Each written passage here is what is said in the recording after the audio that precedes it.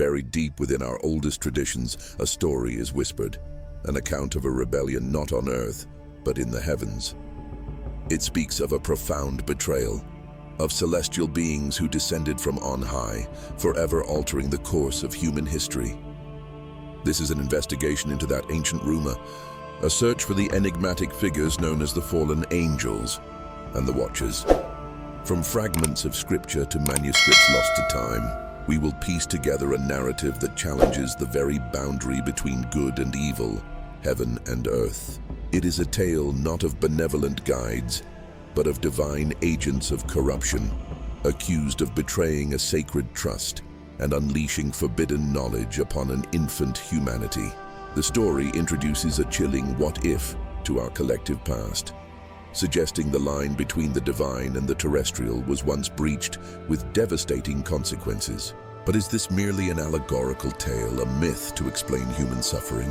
Or could it be a veiled record of a genuine spiritual warfare? Why does this story of fallen majesty continue to resonate so powerfully, shaping our deepest fears and spiritual inquiries across millennia? Our journey will confront these questions, striving to separate legend from the faint echoes of historical truth. We seek the identity, the purpose, and the enduring, unsettling legacy of these entities. Our investigation begins at the dawn of human memory, where the first clues to this cosmic mystery lie waiting. Before the genesis of humankind, before a garden was planted in the east of Eden, a different fall occurred. A rebellion not of flesh and blood, but of light and fire. This is the record of a cosmic crime, an act of treason so profound it would stain the fabric of creation itself. The evidence for this event is not etched in stone, but whispered in the margins of sacred scripture, forming the ghostly outline of a war that predates our own history. Our investigation begins here, in these subtle but powerful verses, searching for the seeds of divine rebellion. The earliest canonical texts allude to a schism in the heavens, a foundational break that set a precedent for all disobedience to come. This was not the sin of man, tempted by forbidden fruit, but a transgression born in the heart of celestial beings. We must look past the familiar narratives to find the clues, to uncover the story of angels who, through their own free will, chose to forsake their divine station. What could drive such perfect beings to rebel? The clues point to an ancient and potent poison: the ambition for self-exaltation. Two key pieces of evidence emerge from the Old Testament prophets, Isaiah and Ezekiel. While their words are aimed at arrogant earthly kings, the imagery transcends the mortal realm.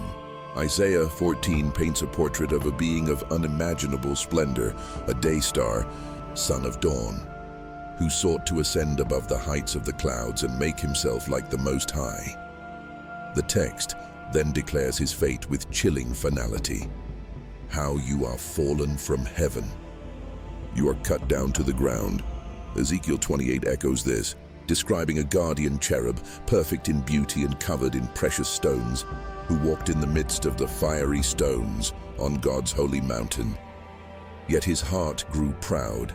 His wisdom was corrupted by his own splendor, and he was cast out as a profane thing. Is this mere allegory or a preserved memory of the first traitor? These accounts do not depict a solitary rebel. They form the archetype of a prime adversary, one who did not act alone.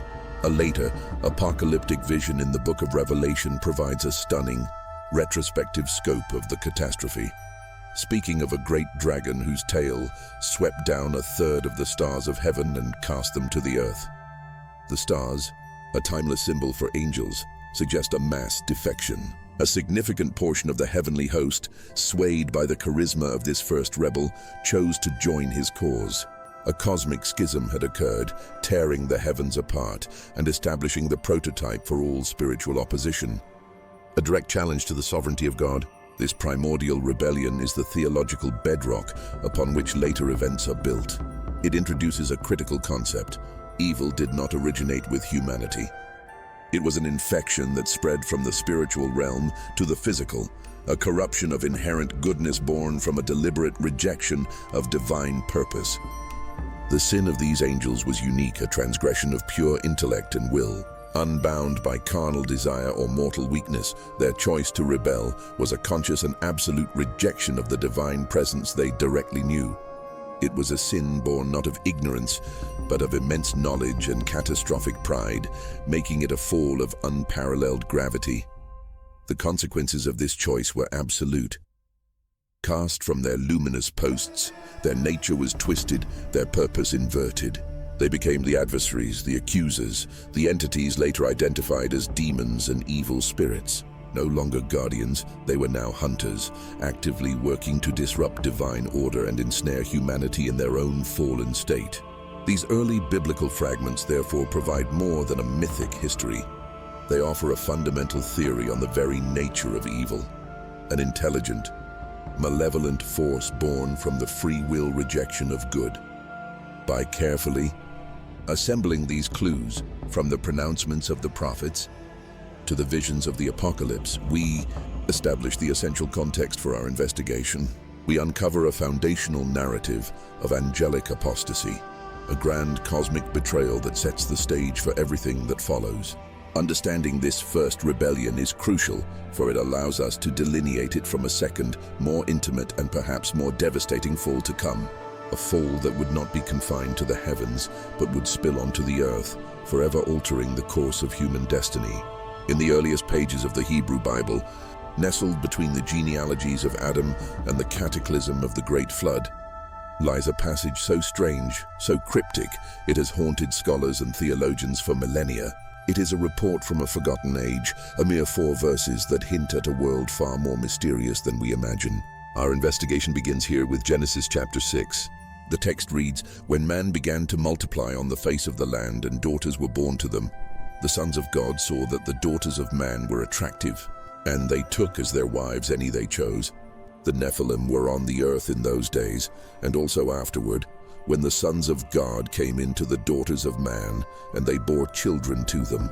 They were the mighty men who were of old, the men of renown." Who were these sons of God?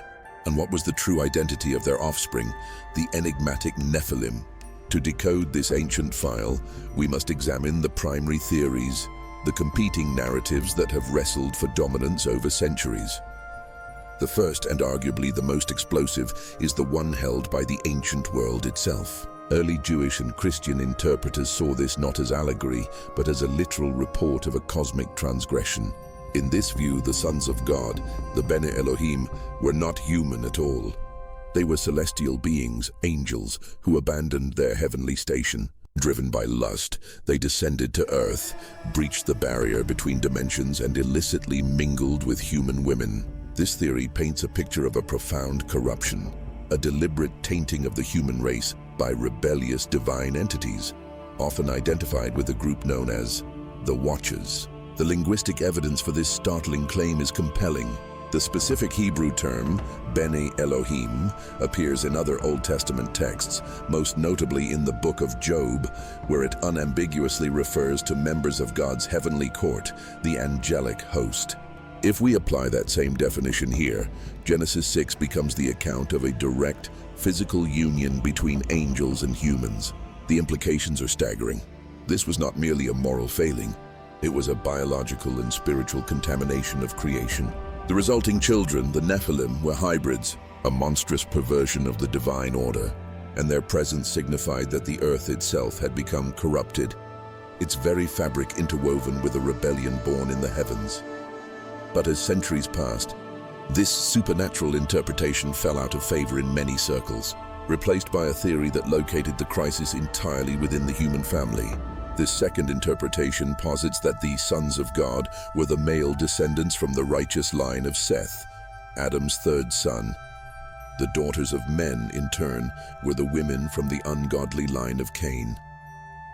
In this reading, the transgression is not one of cosmic illegalities, but of spiritual compromise. It's a story of a sacred bloodline, tasked with preserving the knowledge of God, being seduced and diluted by the allure of a godless culture. The fall of humanity wasn't an invasion from without, but a betrayal from within. Is it possible that the great sin that provoked the flood was not an angelic rebellion, but the simple, tragic failure of good men to remain separate from the world? A third, less common theory removes the supernatural and the spiritual almost entirely, proposing a socio-political reading of the text. In this view, the sons of God were simply powerful human rulers, ancient kings and dynastic nobles who saw themselves as divine or divinely appointed. Their sin was one of hubris and tyranny. They built harems, taking any woman they chose through force and a claim of right, in the oppressive manner of ancient Near Eastern despots. The Nephilim then were not semi-divine giants, but their warrior offspring, a generation of violent and powerful men who enforced this tyrannical rule. The mystery of Genesis 6, according to this theory, is not one of fallen angels, but of fallen kings. 3 theories: an angelic incursion, a broken covenant, a tyrannical regime. Yet regardless of which lens we look through, the conclusion is identical. Humanity had reached a point of no return. The birth of the Nephilim, whether hybrid creatures, the children of apostasy, or the product of royal oppression, signaled a fundamental disruption of the created order. They were mighty men, men of renown, and their presence accelerated the wickedness on earth to a level that demanded a final, cleansing judgment. The world was full of violence, and the stage was set for the flood. This brief, ambiguous passage in Genesis acts as a sealed door. It provides the official, canonical record of a deep and terrible corruption, but it offers few details. It presents a mystery but withholds the full case file. To find that, we must look outside the biblical canon to a forbidden text that claims to tell the entire story from the beginning. A book that names the leaders of the celestial rebellion, details their crimes, and chronicles the fate of their hybrid children. The Genesis account is the foundation, but the Book of Enoch provides the blueprint for the entire affair. In the shadows of sacred history there are whispers, fragments of a story so vast and unsettling that mainstream tradition has often chosen to look away. We begin our investigation not with a recognized chapter of scripture, but with a text that has been called dangerous, heretical, and a vital key to a forgotten past. A text that promises to decode one of the Bible's most enigmatic passages, the strange account of a world overrun by giants, a world so corrupt it had to be washed clean by a global flood. This is the story of the Book of Enoch. For centuries it was a ghost, a lost work, known only through scattered references in other ancient writings. Its survival is a miracle of archaeology, a testament to its profound importance. Though not accepted into the final biblical canon by most Jewish and Christian faiths, the Book of Enoch was once revered. It was a foundational text in the era of Second Temple Judaism, read and studied alongside the scrolls that would become the Old Testament. Its influence echoes even in the pages of the New Testament. To understand the mystery of the fallen angels, we must treat this book as the primary witness account. But what precisely does it claim to have witnessed? The book's first and most explosive section is known as the Book of the Watchers. It offers a stunningly detailed narrative that expands on the cryptic verses of Genesis 6. Here, the sons of God are given a name and a function. They are the Erin, the Aramaic word for watchers, a class of celestial beings, angels dispatched from heaven for a single purpose: to observe humanity. But observation curdled into obsession. Led by an archon named Semyaza, 200 of these watchers descended upon the summit of Mount Hermon, a peak straddling the borders of the ancient world. There they bound themselves by a terrible oath, a pact to defy their creator and indulge a forbidden lust for the daughters of men. Their transgression, however, went far beyond illicit unions. The concise biblical account becomes, in Enoch's telling, a full-blown indictment of cosmic treason. The Watchers didn't just corrupt human bloodlines, they systematically corrupted human knowledge. This was a deliberate transmission of forbidden arts, secrets heaven never intended for earth. They taught humanity metallurgy, not for tools, but for the crafting of swords, daggers, and shields. They revealed the secrets of sorcery, the cutting of roots for magical potions, and the charting of stars for divination. They introduced the art of deception through cosmetics and adornment, teaching women how to make themselves alluring with tinctures and precious stones. Every secret was a seed of chaos, a disruption of the divine order that led to an explosion of violence, greed, and impiety across the land. The world groaned under this new wickedness. The monstrous offspring of these unions, the giants known as the Nephilim, filled the earth with bloodshed, and their violence was so great that the planet itself cried out to heaven for justice. It is here that the book's namesake, Enoch, a man who walked with God, is given his mission. He is not just a righteous man, but an intercessor, a prophet tasked with a terrifying duty: to travel to the fallen watchers and pronounce upon them a judgment that is both eternal and absolute. His journey into their midst underscores the sheer gravity of their crime and the irreversible nature of their fall. The Book of Enoch, therefore, does more than just add detail. It provides a framework, a motive for the story of the Great Flood. It answers the questions Genesis leaves hanging. Who were these beings? What exactly did they do that was so evil? And why was the world's corruption so total that only a cataclysm could cleanse it? The book moves from a celestial conspiracy to the specific crimes of the Watchers, to the prophetic judgment delivered by Enoch, creating a coherent and terrifying narrative for the origin of evil that would haunt religious thought for millennia. So why was a book so influential, one quoted by the New Testament author Jude, ultimately excluded from the Bible? Was its narrative too explicit, its cosmology too strange, its claims about the origins of evil too challenging to later theological doctrines? Its journey from revered text to apocryphal mystery is as compelling as the story it contains. By unearthing the saga of the Watchers as told by Enoch, we are not just reading an ancient story. We are accessing a suppressed chapter of our own history, a detailed account of a celestial rebellion whose consequences, the book claims, still ripple through our world today. We have found the testimony. Now the investigation truly begins. History is filled with faceless rebellions, movements defined by a single collective name. But in the strange, forbidden pages of the Book of Enoch, the account of the fallen is anything but anonymous. It reads less like a myth and more like an indictment, a cosmic case file detailing a conspiracy that begins not with a nameless horde, but with a cast of specific identifiable agents of corruption. These are the Watchers, and to understand the cataclysm they unleashed upon the world, we must first examine the evidence, their names, their motives, and their meticulously detailed crimes against a divine order. Foremost among them, the chain of command begins with one name, Semyaza. In the Enochian account, he is not merely a participant. He is the architect of the fall. On the summit of Mount Hermon, it is Semyaza who marshals 200 of his celestial brethren.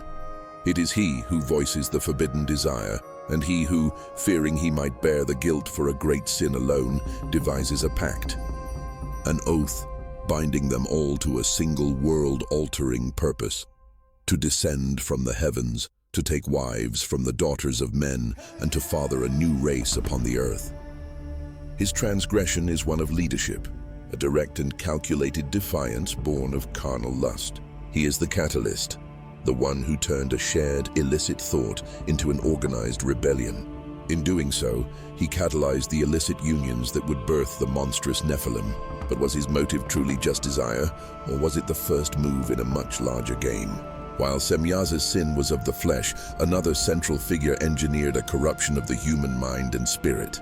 His name was Azazel. His role was distinct and arguably far more insidious.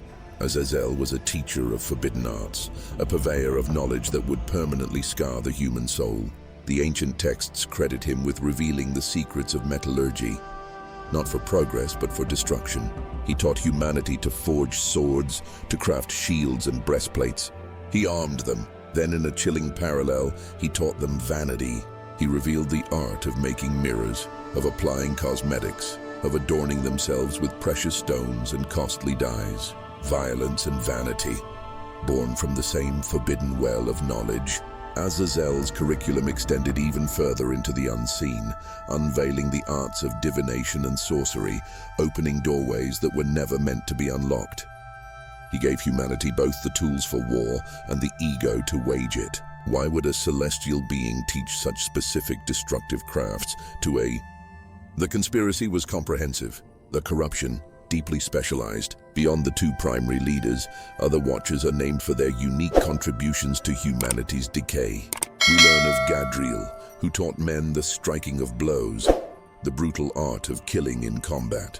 There was Penemu, who introduced the craft of writing with ink and paper, a tool of enlightenment, twisted in this context into a means of documenting sin, spreading lies, and sealing unholy pacts.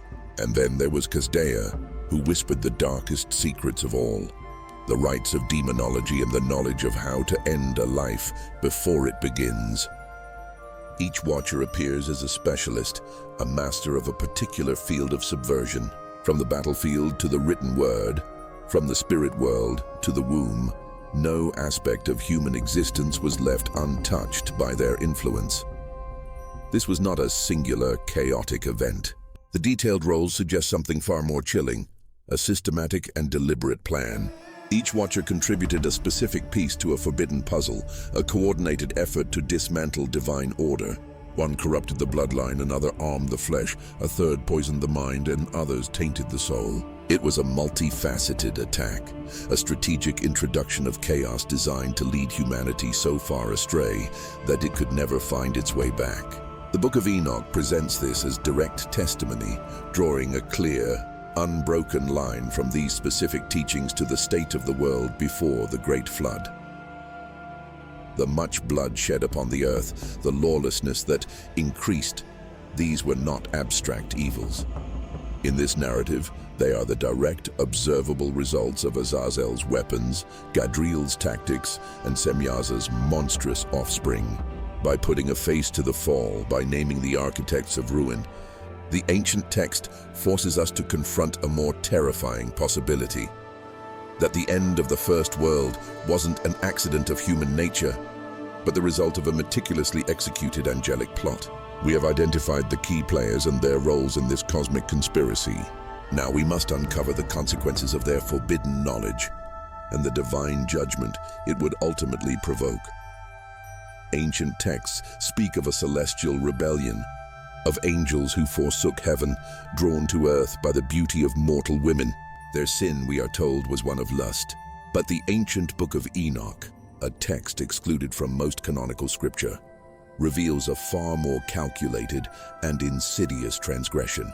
The illicit unions were merely the prologue. The true crime was an act of intellectual treason, the deliberate transfer of forbidden knowledge, a corrupting curriculum designed to unravel creation itself. It was not just a fall from grace. It was the beginning of a systematic war against humanity's soul. The first lesson in this dark curriculum was written in steel and blood. The text named the instructor, a Watcher called Azazel. It was he who unlocked the secrets of the earth, teaching humanity not how to cultivate, but how to kill. He showed them the art of forging swords and daggers, of crafting shields and breastplates. In an age of primal struggles, this was a quantum leap in destructive capability. Suddenly, violence became more efficient, more devastating. The knowledge of metallurgy, a cornerstone of civilization, was introduced not as a tool for progress, but as an instrument of slaughter. The chronicles are chillingly clear. This gift led to much blood being shed upon the earth, an escalation of conflict that grieved the heavens and stained the very soil. Was this an unintended consequence or the precise, calculated outcome? From the forge of war, the curriculum shifted to a more intimate and subtle battlefield, the human heart. The Watchers taught women the arts of adornment, the crafting of bracelets, the application of kohl to outline the eyes, the use of dyes and precious stones to enhance beauty. On the surface, it seems innocuous, a simple lesson in aesthetics. But the narrative treats it as a profound corruption. This knowledge, it argues, fostered vanity and seduction, replacing innate modesty with calculated ostentation. It weaponized beauty, turning it into a source of pride and a tool for temptation, creating a society where external appearance began to eclipse the value of internal righteousness. A simple cosmetic became a catalyst for moral decay. With humanity armed for war and distracted by vanity, the Watchers then attacked the very foundations of faith. They revealed the hidden mechanics of the cosmos, not for enlightenment, but for manipulation. They taught enchantments and incantations, giving humans the words to command forces they could not comprehend. They revealed the secrets of astrology, teaching mankind to read their fate in the stars rather than to seek counsel from the divine. These occult sciences were a form of intellectual poison, fostering idolatry and a dangerous reliance on dark arts. It was a spiritual coup, severing humanity's connection to its creator and leading them into the treacherous territory of sorcery. Even the natural world was perverted. The Watchers imparted knowledge of the cutting of roots and the properties of plants. But this was not the gentle herbalism of healers. It was a curriculum of alchemy and power, teaching the creation of potent concoctions, magical potions, and lethal poisons. Knowledge that could have been used to heal was twisted into a tool for control, conspiracy, and clandestine murder, blurring the sacred line between natural remedies and black magic. The Garden of the World was being systematically repurposed into an arsenal. Perhaps the most paradoxical gift was the final one. A watcher named Penemu is credited with teaching humanity the incredible art of writing, of using ink and paper to record thoughts and preserve history. This single innovation should have been the dawn of a golden age. Yet, in this telling, the gift of literacy was a Trojan horse. It enabled the codification and rapid spread of the Watcher's forbidden knowledge. It allowed falsehood to be recorded with the same authority as truth. Sinful decrees, heretical texts, and empty promises could now be immortalized, spreading corruption far more effectively than word of mouth ever could. The greatest tool of enlightenment became the primary engine for propagating lies. This was no random sharing of celestial secrets. Examined together, the lessons form a deliberate, comprehensive program for dismantling divine order. From warfare and vanity to sorcery and codified falsehood, it was a multi-pronged assault designed to debase humanity, to sever its spiritual anchors, and to remake the world in their own rebellious image. The Watchers' crimes were not merely carnal, but academic, a calculated poisoning of the human mind that laid the groundwork for a world overrun by chaos, preparing the stage for the monstrous children they would sire and the global judgment that would inevitably follow. In the deepest strata of human memory, buried beneath the dust of recorded history, lies a story. It is not a myth of gentle gods or benevolent spirits, but a chilling account of a terrestrial crime and a celestial trespass. It begins with a name, a word that echoes from a forgotten antediluvian age, heavy with the promise of power and the scent of dread. Nephilim. This is the story of their children. The most direct and most terrifying consequence of the forbidden union between heaven and earth was the birth of a new race. An ancient biblical text, the Book of Genesis, offers the first cryptic clue. It speaks of a time when the sons of God came into the daughters of men, and they bore children to them. These children, it says, were the Nephilim, the mighty men who were of old, the men of renown. The description is sparse, almost frustratingly so, painting a picture of legendary heroes, figures of immense stature and fame. But this public record, this official account, conceals a far darker truth. To uncover it, we must turn to a text that was deliberately left out, an ancient testimony deemed too disturbing for canon, the Book of Enoch. Here, the investigation deepens. Enoch's account strips away the veneer of renown and exposes a monstrous reality. These were not simply mighty men. They were savage giants, growing to impossible proportions. Their appetites were as vast as their stature, a hunger that could not be sated. They consumed everything the earth produced, the grain from the fields, the fruit from the trees, the livestock of humanity. When the planet's resources were exhausted, their ravenous hunger turned upon the animal kingdom, devouring birds, beasts, reptiles, and fish. And when nothing else remained, it turned upon itself. The Nephilim began to consume human flesh, and then, in a final horrific perversion, they began to devour one another. What created such monstrosities? Their very nature was a violation of cosmic law. They were hybrids, an unholy fusion of divine essence and mortal flesh. This mingling of two distinct orders of being did not create a creature superior to both, but a perversion of each. They inherited the preternatural strength of their celestial fathers, but none of their wisdom or restraint. From their human mothers, they inherited mortality, but with it, a capacity for violence that spiraled into unchecked chaos. They were a biological impossibility, an affront to the natural order whose very existence was an act of rebellion. Was this monstrous nature an unforeseen accident, or the intended outcome of their parents' transgression? Their presence on the earth acted as a catalyst, accelerating a global descent into corruption. The world before the flood is described as being filled with wickedness and violence, and the Nephilim were its architects. Their reign was one of terror and oppression. They dominated humanity, not as kings but as predators. The bloodshed and defilement became so absolute, so pervasive, that ancient texts claim the earth itself cried out to heaven, groaning under the weight of their iniquity. They were a plague upon creation, and the world they shaped was a world drowning in its own sin. The name itself, Nephilim, is a vital clue.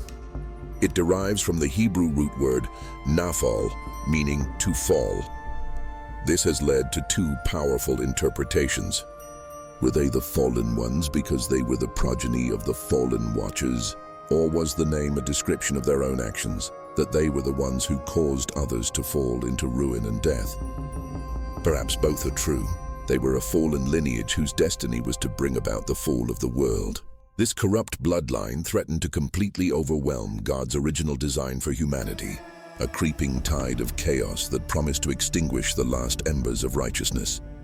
The name itself, Nephilim, is a vital clue. It derives from the Hebrew root word naphal, meaning to fall. This has led to two powerful interpretations. Were they the fallen ones because they were the progeny of the fallen watchers? Or was the name a description of their own actions, that they were the ones who caused others to fall into ruin and death? Perhaps both are true. They were a fallen lineage whose destiny was to bring about the fall of the world. This corrupt bloodline threatened to completely overwhelm God's original design for humanity, a creeping tide of chaos that promised to extinguish the last embers of righteousness.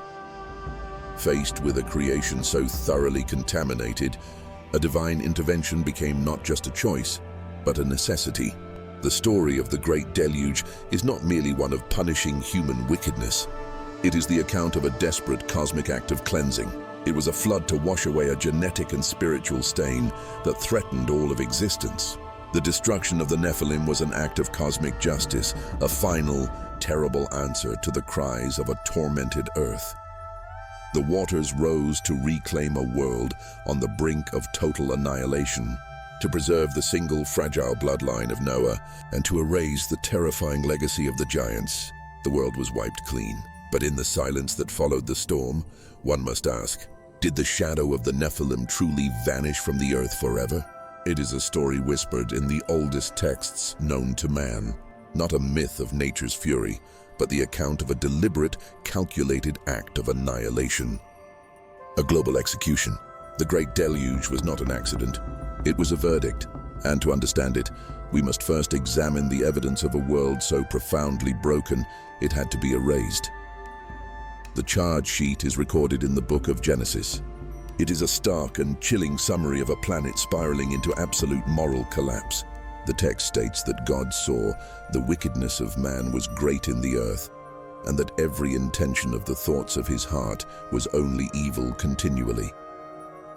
This wasn't mere human fallibility. This was a terminal diagnosis. The corruption was systemic, a spiritual plague that had infected the very heart of humanity. But where did this infection begin? Was this a uniquely human failure, or was mankind the first victim of a much older celestial rebellion? The architects of this chaos, the fallen watchers, had unleashed a curriculum of forbidden knowledge and cosmic perversion. Their monstrous offspring, the Nephilim, titans of flesh and violence, tore through the ancient world, their appetites insatiable. Ancient accounts describe a world groaning under the weight of this defilement. The very soil was said to cry out for justice. In this view, the flood was not a simple act of punishment. It was an act of cosmic quarantine, a desperate, surgical intervention to excise a cancer that threatened to consume all of creation and corrupt the divine order beyond repair. The Nephilim, a hybrid abomination, were an intolerable affront to the design of life itself, and their eradication became a grim necessity. While Genesis provides the verdict, other ancient documents like the Book of Enoch, read like the court's detailed sentencing, they offer a disturbing glimpse into the specific fates of the guilty. For the Nephilim, death by water was not the end. Enoch claims they were condemned to a twofold destruction, first to turn on one another in a suicidal frenzy, and second, to be swept away by the deluge. But their story doesn't end there. Their bodies perished, but their spirits, according to these texts, were not granted peace. They were cursed to remain on the earth, disembodied, ravenous, and forever malicious. They would become the evil spirits of the post-flood world, a spectral echo of the terror they once embodied, a permanent, invisible scar left upon the cleansed world.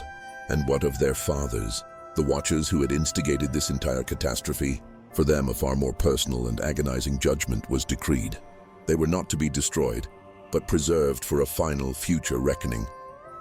Their sentence was to watch, to witness the complete and utter annihilation of their children, the fruit of their rebellion. Then, as the New Testament books of Peter and Jude corroborate, they were bound in chains of gloomy darkness and cast into the abyss, imprisoned in the bowels of the earth. Their punishment was to endure, to wait in isolation, with the full knowledge of the devastation they had caused. They had sought to elevate themselves, and in return, were cast into the lowest depths. A stark testament that no being is beyond the reach of divine justice. Yet, amidst the overwhelming darkness, the narrative pivots on a single point of light. One man. In a world saturated with evil, Noah is found righteous. His selection is not arbitrary. It is the crucial counter-evidence in this divine prosecution, proof that humanity's potential for goodness had not been entirely extinguished. He represents God's mercy, tempering his judgment, his unwavering commitment to preserve a pure lineage through which a plan for redemption could still unfold. The ark, therefore, becomes more than a vessel of survival. It is a symbol of divine demarcation, a floating sanctuary separating a condemned world from the promise of a new beginning. The Great Flood was a boundary line drawn in history. It was the terrifying, necessary consequence of a rebellion that almost unmade the world. It was a cleansing by water that washed away a corruption of flesh and spirit, but it left behind ghosts. By examining the reasons for this cataclysm, we aren't just reading an ancient story of wrath. We are investigating the anatomy of a cosmic judgment, piecing together the events that brought the world to the very edge of oblivion, and uncovering the chilling legacy that lingered long after the waters receded. In the aftermath of a world washed clean, a question lingered in the silence. The great deluge had purged the earth of a monstrous corruption, but it was a symptom, not the source. The architects of that age of chaos, the celestial beings known as the Watchers, were not destroyed in the floodwaters. So where did they go? What was the price for their transgression? The answer is not one of annihilation, but something far more chilling. A sentence of cosmic imprisonment, a judgment deferred. This is the story of their binding. Ancient texts, long considered outside the canon of Scripture, provide a detailed dossier of this divine verdict. The Book of Enoch reads like a celestial police report, chronicling the capture and confinement of these renegade angels. It describes a precise, methodical operation carried out by the highest echelons of the angelic hierarchy. The archangels, Michael, Raphael, Gabriel, Uriel, were dispatched not to destroy, but to apprehend. Semyaza, the leader of the rebellion, and his cohorts were, according to the text, bound and cast into the valleys of the earth. The very planet they had corrupted would now serve as their prison. But for their chief lieutenant, Azazel, the one who taught humanity the art of war and deception, a more specific fate was reserved. Raphael was commanded to bind him hand and foot, to cast him into an impenetrable darkness in a desert named Dudael, and to leave him there, buried under jagged rocks, until the great day of judgment. The imagery is potent and it is precise: chains, darkness, an abyssal pit. It speaks not of a battle but of an arrest, a definitive and overwhelming display of authority, neutralizing the source of a spiritual plague. For centuries, this account was considered mere folklore, a vivid but fanciful myth. But startling echoes appear, thousands of years later, within the pages of the New Testament. The second epistle of Peter speaks of angels who sinned, whom God cast down to hell and delivered into chains of darkness, to be reserved for judgment. The Epistle of Jude corroborates this, describing angels who abandoned their proper domain, now kept in everlasting chains under darkness for the judgment of the great day. These accounts confirm a crucial detail. The early Christian world understood that a specific group of angels had been imprisoned for a unique and terrible crime, a fate entirely distinct from other fallen spirits. But where exactly were they sent? The Greek word used in Peter's account is not the common term for hell, but a far more ancient and specific one: Tartarus. In Greek mythology, Tartarus was a primordial abyss, a cosmic pit used to imprison divine beings, the Titans who had rebelled against the gods. By using this term, the authors invoked a concept their audience would immediately understand: a maximum security prison for deposed deities. This confinement is not presented as their final damnation, but as a holding cell, a place of utter isolation where they are forced to witness the long, painful consequences of their rebellion unfold across human history, powerless to intervene. It is a slow, cold form of justice, a testament to a divine plan that is patient yet absolute. The theological implications of this cosmic incarceration are profound. It is a declaration of ultimate sovereignty. It asserts that no power, no matter how ancient or potent, is beyond the reach of divine law. For a world grappling with the presence of evil, the binding of the Watchers offered a powerful assurance. Even the most formidable sources of corruption are contained, their power checked, their final accountability guaranteed. Their inability to escape, their silent waiting in the dark, underscores the finality of the decree against them. They are a monument to a failed coup, a permanent warning locked away in the foundations of the world. And yet a vital distinction must be made. The Watchers were imprisoned, but the evil they unleashed did not vanish entirely. Their monstrous offspring, the Nephilim, were giants of flesh and blood whose bodies were destroyed in the flood. But what became of their spirits? According to Enochian tradition, these disembodied spirits were cursed to wander the earth as malevolent forces, what many would come to know as demons. They are the lingering echo of the original sin, a separate class of entity from their imprisoned fathers. Understanding this distinction is critical. The fathers are in chains. The spiritual residue of their children roams free. And so, the instigators of humanity's darkest chapter were removed from the board.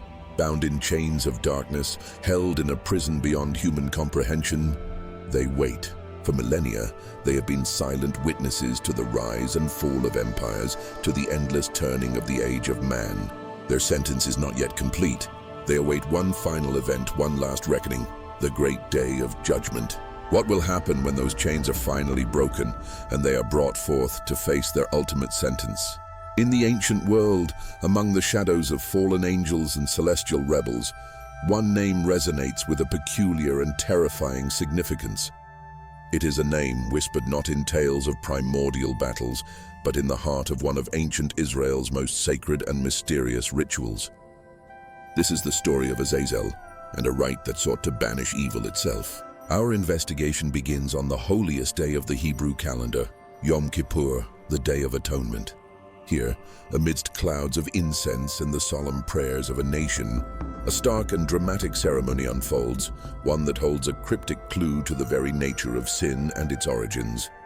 The law, as recorded in the Book of Leviticus, is precise. 2 goats, as identical as possible, were to be brought before the high priest at the entrance of the tabernacle. Lots were cast. The first goat was designated for the Lord, its fate sealed as a sacrificial offering for the sins of the people. But the second goat, its destiny was far stranger. The lot cast for it read simply, "For Azazel."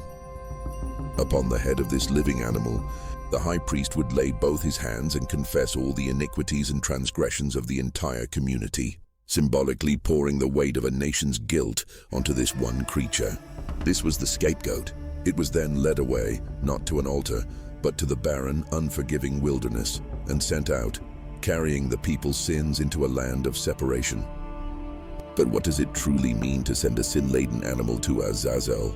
For centuries, the identity of Azazel has been one of biblical scholarship's most enduring mysteries.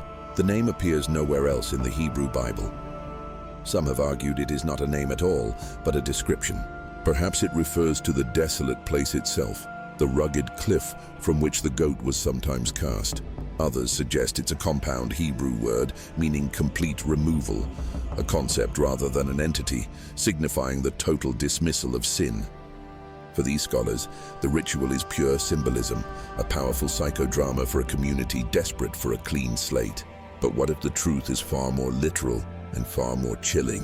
What if Azazel was not a place or an idea but a name? A radical shift in understanding occurred during the Second Temple period, fueled by the rediscovery of texts that had fallen into obscurity, chief among them, the Book of Enoch.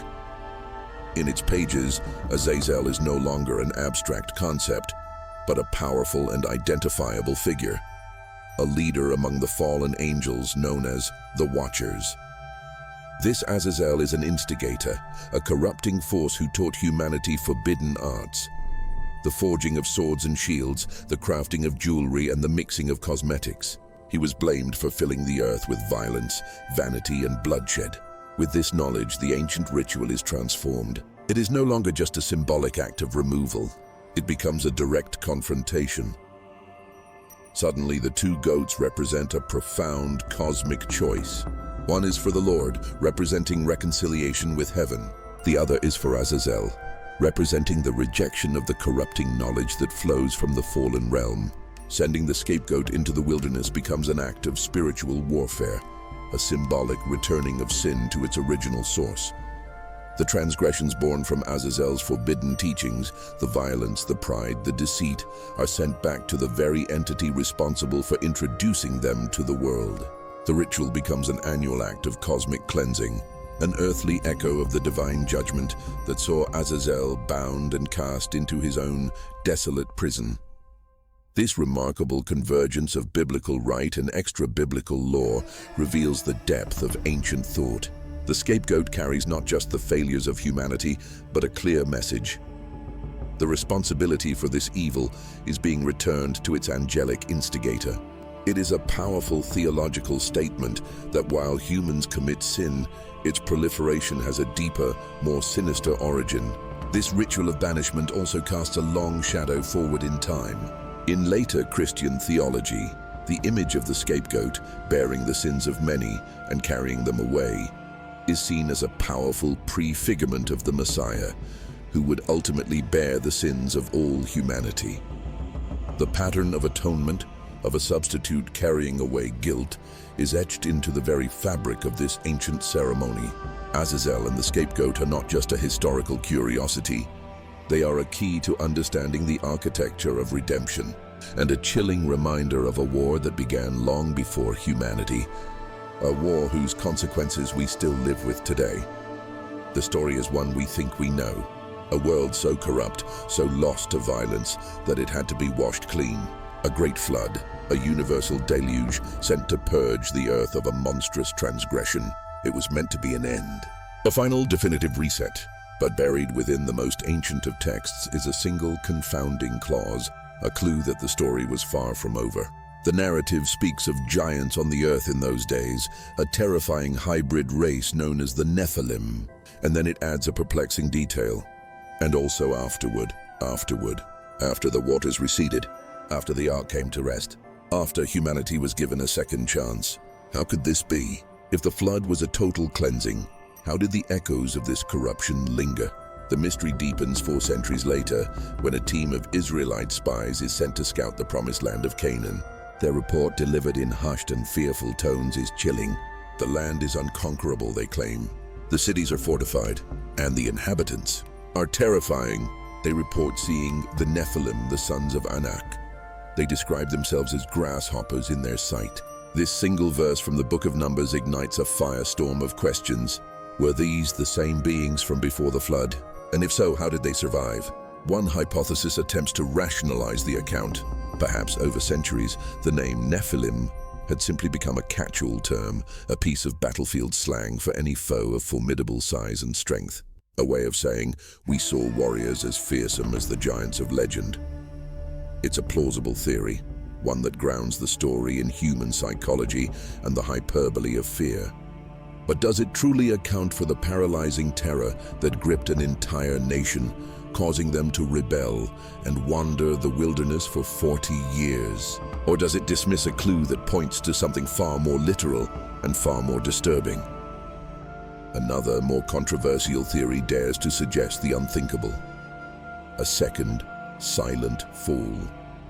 This idea posits that the original sin of the Watchers, celestial beings descending and procreating with humans, was not a singular event.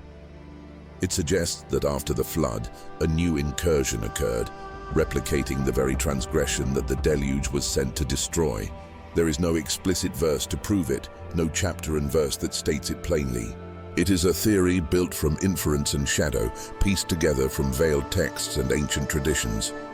But it attempts to answer a question that otherwise hangs unanswered over the sacred narrative.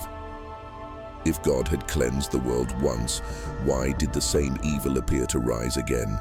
The spies' report was not an isolated incident. As the Israelites finally began their conquest, the landscape of Canaan revealed itself to be riddled with pockets of these imposing peoples.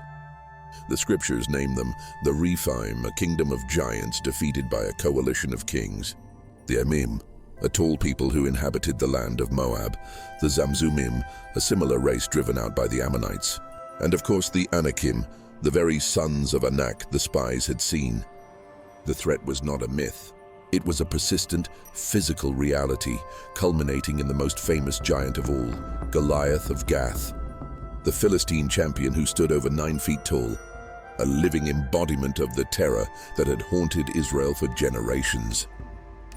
The enduring presence of these giants raises profound theological questions. Was the flood's cleansing incomplete, or was their existence a constant, grueling test? Each encounter became more than a battle for land. It was a spiritual crucible.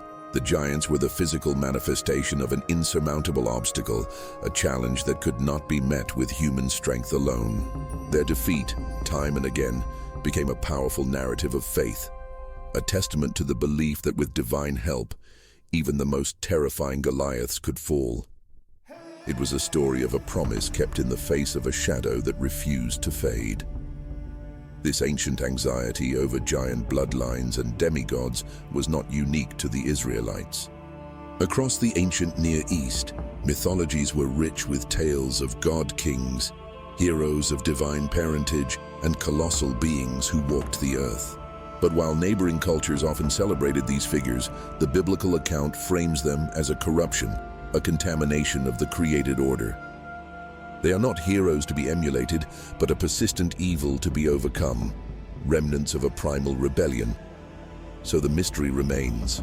These were not mere echoes of a forgotten age. They were a clear and present danger in a new world. The flood had ended one chapter, but it had not, it seems, ended the story.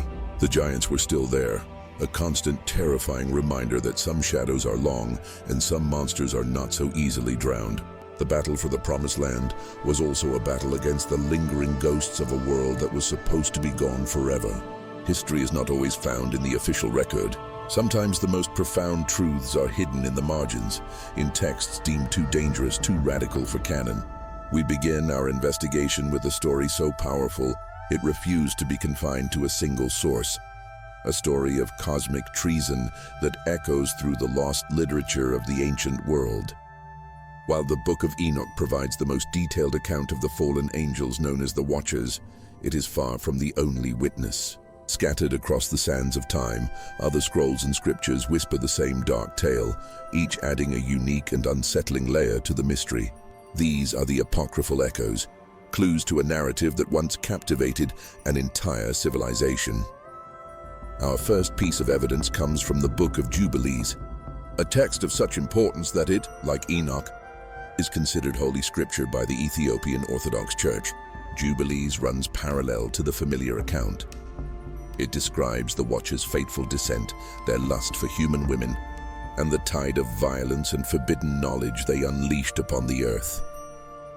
But within its telling, we uncover a chilling new character in this divine drama, a figure named Mastema, the chief of the demonic spirits.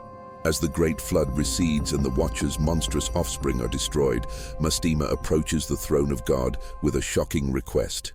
He petitions for a portion of the disembodied spirits to remain on Earth, not for chaos, but for a purpose, to corrupt and lead humanity astray, to serve as an eternal test. God grants his request, allowing 1/10 of the spirits to remain under Mastima's command. This account reframes the very nature of evil. It is no longer just a consequence of rebellion, but a divinely permitted instrument of trial. Does this make evil a necessary part of the human story? The mystery deepens with a discovery made in the mid-20th century among the priceless Dead Sea Scrolls. Here, in fragments of brittle parchment, lay the remnants of the Book of Giants. This text is a seismic shift in perspective. For the first time, we hear not from the heavens or from humanity, but from the monstrous children of the Watchers themselves, the Nephilim. The fragments recount their terrifying nightmares, visions of drowned tablets and uprooted trees that foretell their own impending annihilation. Gripped by fear, realizing the cataclysm their fathers have wrought, they seek a mediator. They appeal to the prophet Enoch, begging him to carry their petitions for mercy to the heavens. It is a profoundly tragic account. The doomed children, cursed by their own hybrid nature, seeking salvation from a fate they did not choose. We are forced to look past the monstrosity and see the terror in their eyes, a glimpse into the psychological horror of being a pawn in a cosmic war. These are not isolated accounts. The theme of angelic corruption saturates the literature of the era. The Testament of the 12 Patriarchs, for instance, repeatedly warns against the sins of the Watchers, linking their fall directly to lust and the dangers of illicit unions with the spirits of deceit. Each mention, each warning acts as a corroborating voice, proving that the fear of these fallen entities was not a fringe belief, but a central anxiety woven into the spiritual fabric of Second Temple Judaism. The echoes were everywhere, a constant reminder of a war that began long before humanity, but whose battleground was now the human soul. But one text would take this celestial rebellion and connect it to a far more infamous name. Enter the second Book of Enoch. Preserved for centuries in the Slavonic language, this text presents a unique cosmology. It describes Enoch's journey through 10 distinct heavens, and it is in the second heaven that he makes a terrifying discovery. Here, in a place of absolute darkness, he sees a host of angelic prisoners, suspended and awaiting judgment. His angelic guides identify them as the Grigori, the Slavonic term for the Watchers. But most significantly, this version of the story presents a different chain of command. The rebellion is not led by Semyaza or Azazel. Instead, 2 Enoch names their prince as Satanael. In this single, crucial detail, the narrative of the Watchers begins to merge with the broader, more familiar story of Satan's fall from grace, suggesting a unified, singular rebellion at the dawn of time. These texts, Jubilees, Giants to Enoch, are far more than theological curiosities. They are invaluable artifacts, windows into the minds of ancient communities grappling with the most persistent of questions. Why is there evil? Why do we suffer? For them, the story of the Watchers provided a compelling, terrifying answer. It proposed that evil was not an abstract concept, but an invasive force, a corruption injected into the world by celestial beings who betrayed their sacred duty.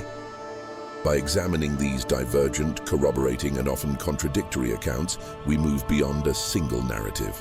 We begin to see the pervasive, living nature of a story that shaped a world.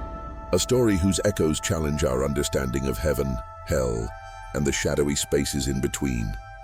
In the ancient pages of Genesis, nestled just before the account of the Great Flood, lie 4 cryptic verses. They describe a world tipping into chaos, where the sons of God saw the daughters of man, and from their union, a race of giants was born. For millennia, this passage has remained one of Scripture's most unsettling enigmas. Who were these sons of God? And what was their transgression, so profound that it preceded the cleansing of the entire world? For the first followers of a new faith, Christianity, this wasn't just a historical footnote. It was a clue to a much larger mystery, the very origin of evil itself. As Christianity emerged from the crucible of Second Temple Judaism, its earliest theologians inherited a universe teeming with spiritual forces. They were not working from a blank slate. They had access to a library of thought, including texts that claimed to fill in the gaps left by Genesis. Chief among these was the Book of Enoch, a sprawling work that told a terrifying story of celestial rebellion. For many of the early church fathers, Enoch didn't just supplement the Genesis account. It was the key that unlocked it. Men like Justin Martyr, Irenaeus, and Tertullian, writing in the 2nd and 3rd centuries, accepted the story without hesitation. They became its primary witnesses, arguing that the sons of God were nothing less than fallen angels. In his second apology, Justin Martyr lays the case bare.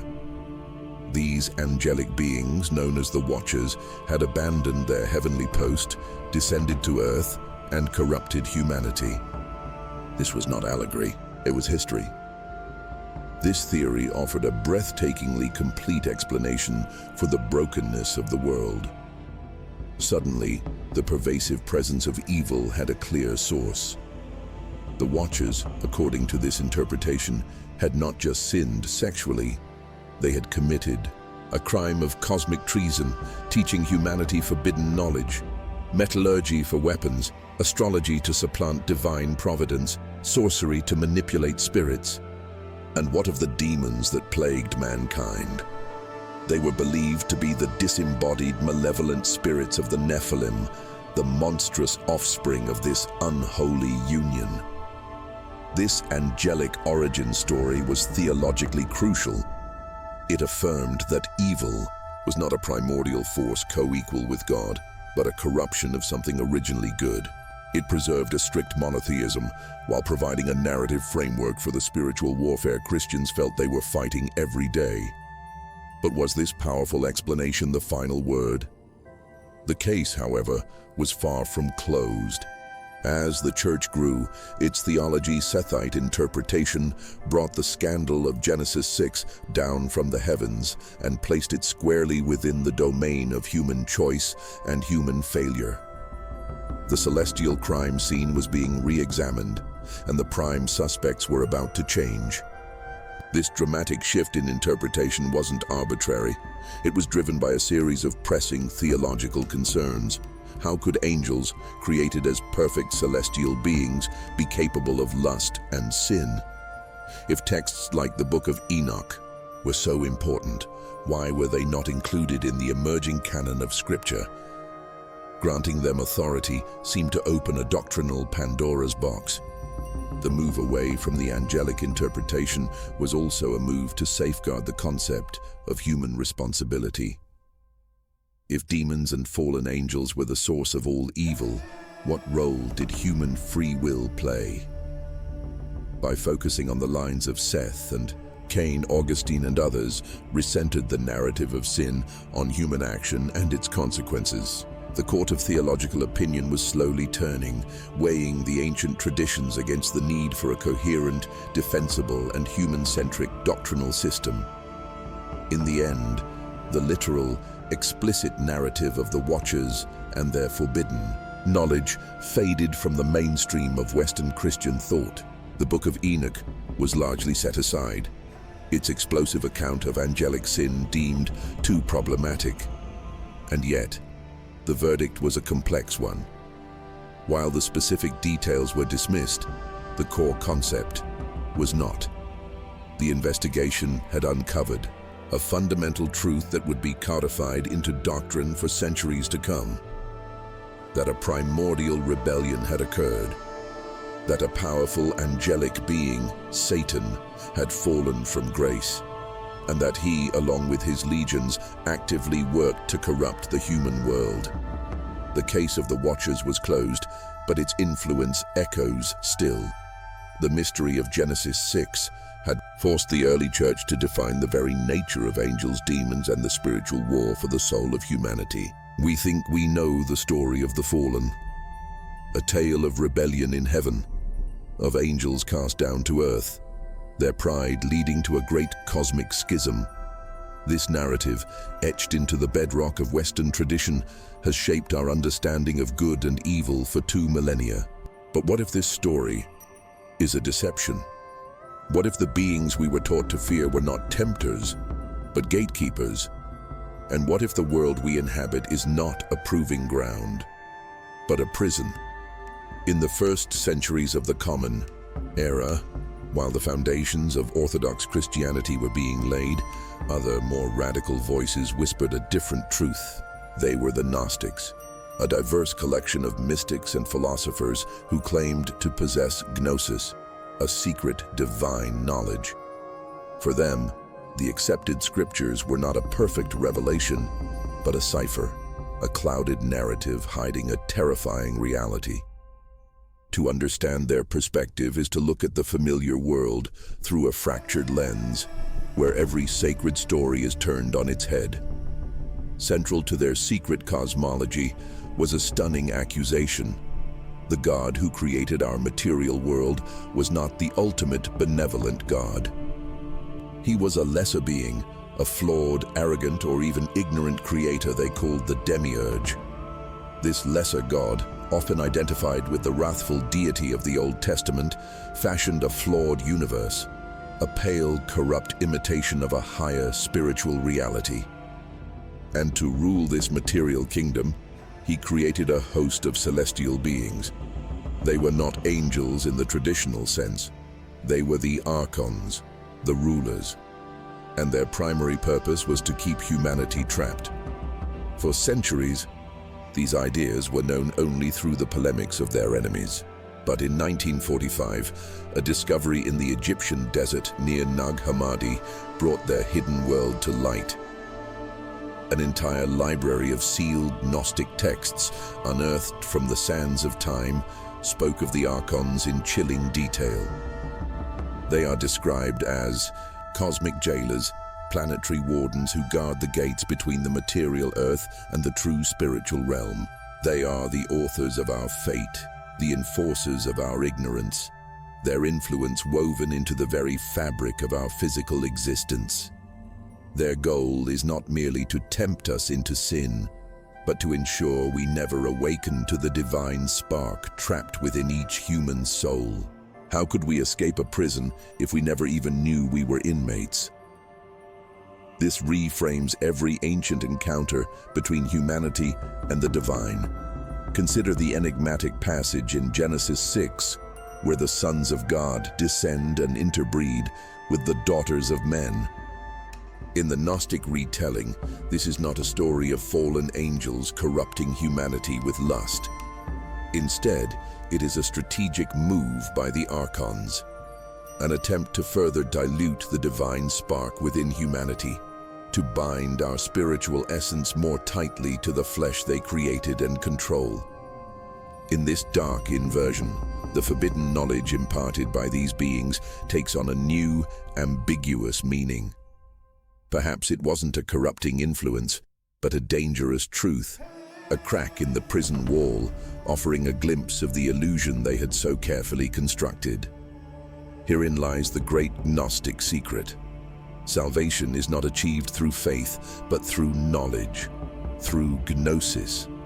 To be saved is to understand, to recognize the counterfeit nature of the material world, to identify the archons as our wardens, and to remember our own true origin in the transcendent realm of light. This isn't a matter of belief, it is a process of awakening. A desperate struggle for consciousness against cosmic forces designed to keep us asleep.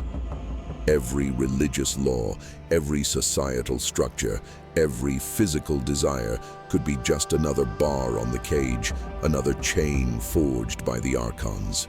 This worldview posits a universe locked in a state of profound dualism. Spirit is good, pure, and eternal.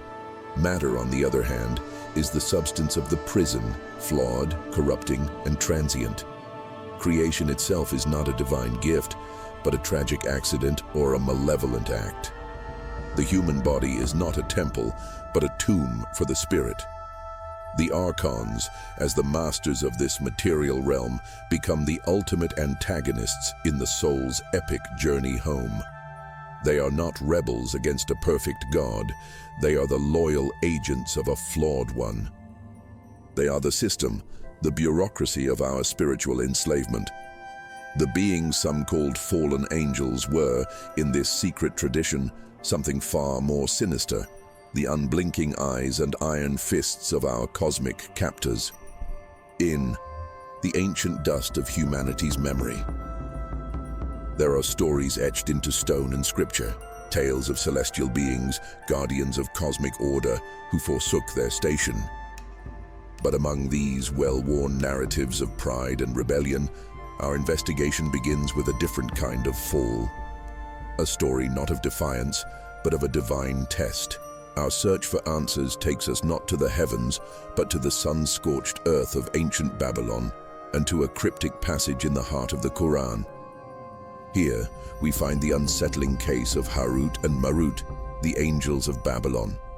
The primary evidence is found in a single powerful verse, Surah Al-Baqarah 2:102. The text describes a time when humanity pursued sorcery, attributing it falsely to the great prophet king Sulaiman, known to the West as Solomon. But the Quran corrects the record, pointing to a different source. It speaks of two angels, Harut and Marut, sent down to Babylon. Their purpose was to teach mankind the arts of magic. But this was no act of illicit corruption. With every lesson, they delivered a stark and chilling warning. We are only a trial, so do not disbelieve. This is the central mystery. Why would divine messengers be dispatched to teach a forbidden art? What kind of trial requires angels to act as instructors of the profane? To unravel this, we must turn to centuries of Islamic exegesis, the vast body of scholarly interpretation known as tafsir. Here, the bare-bones scriptural account blossoms into a dramatic and tragic narrative. One prominent tradition holds that the angels in heaven, observing humanity's wickedness, grew arrogant. They complained to God, questioning why he tolerated such corruption. God's response was a challenge. He would allow two of their finest to descend to earth, endowed with human desires, to see if they could resist temptation. Harut and Marut were chosen. Once on earth, they were confronted by a woman of intoxicating beauty, often named Zora, a name linked to the planet Venus. She refused their advances unless they worshipped her idol, drank wine, and revealed the secret name of God that would allow them to ascend back to heaven. They refused the idolatry but succumbed to the wine, and in their drunken state committed every sin, leading ultimately to murder. When the haze cleared, they found the woman had used the secret name to flee to the heavens, becoming the morning star, and their own path back was forever sealed. Their failure was complete. The test had been lost. God offered the fallen angels a choice: a finite but brutal punishment on earth, or an eternal one in the afterlife. They chose the former, and so, according to these accounts, they remain in Babylon to this day, not as teachers, but as prisoners, hung upside down in a well or a cave, eternally tormented until the day of judgment. This striking image of perpetual chastisement echoes across ancient cultures. The evidence trail connects it to Jewish legends of fallen angels like Shemazai and Azael, suggesting a shared pool of ancient Near Eastern folklore, a common anxiety about divine knowledge falling into mortal hands. But the file on Harut and Marut is not so easily closed. This narrative of sinning angels presents a profound theological problem for many Islamic scholars. A core tenet of Islam is that angels are created from light. They have no free will, cannot feel human desire, and are incapable of disobeying God. How then could Harut and Marut have sinned so grievously? This leads to a compelling counter-theory. Some theologians argue the story is allegorical, or that Harut and Marut were not angels at all, but two pious kings or men who were later misidentified.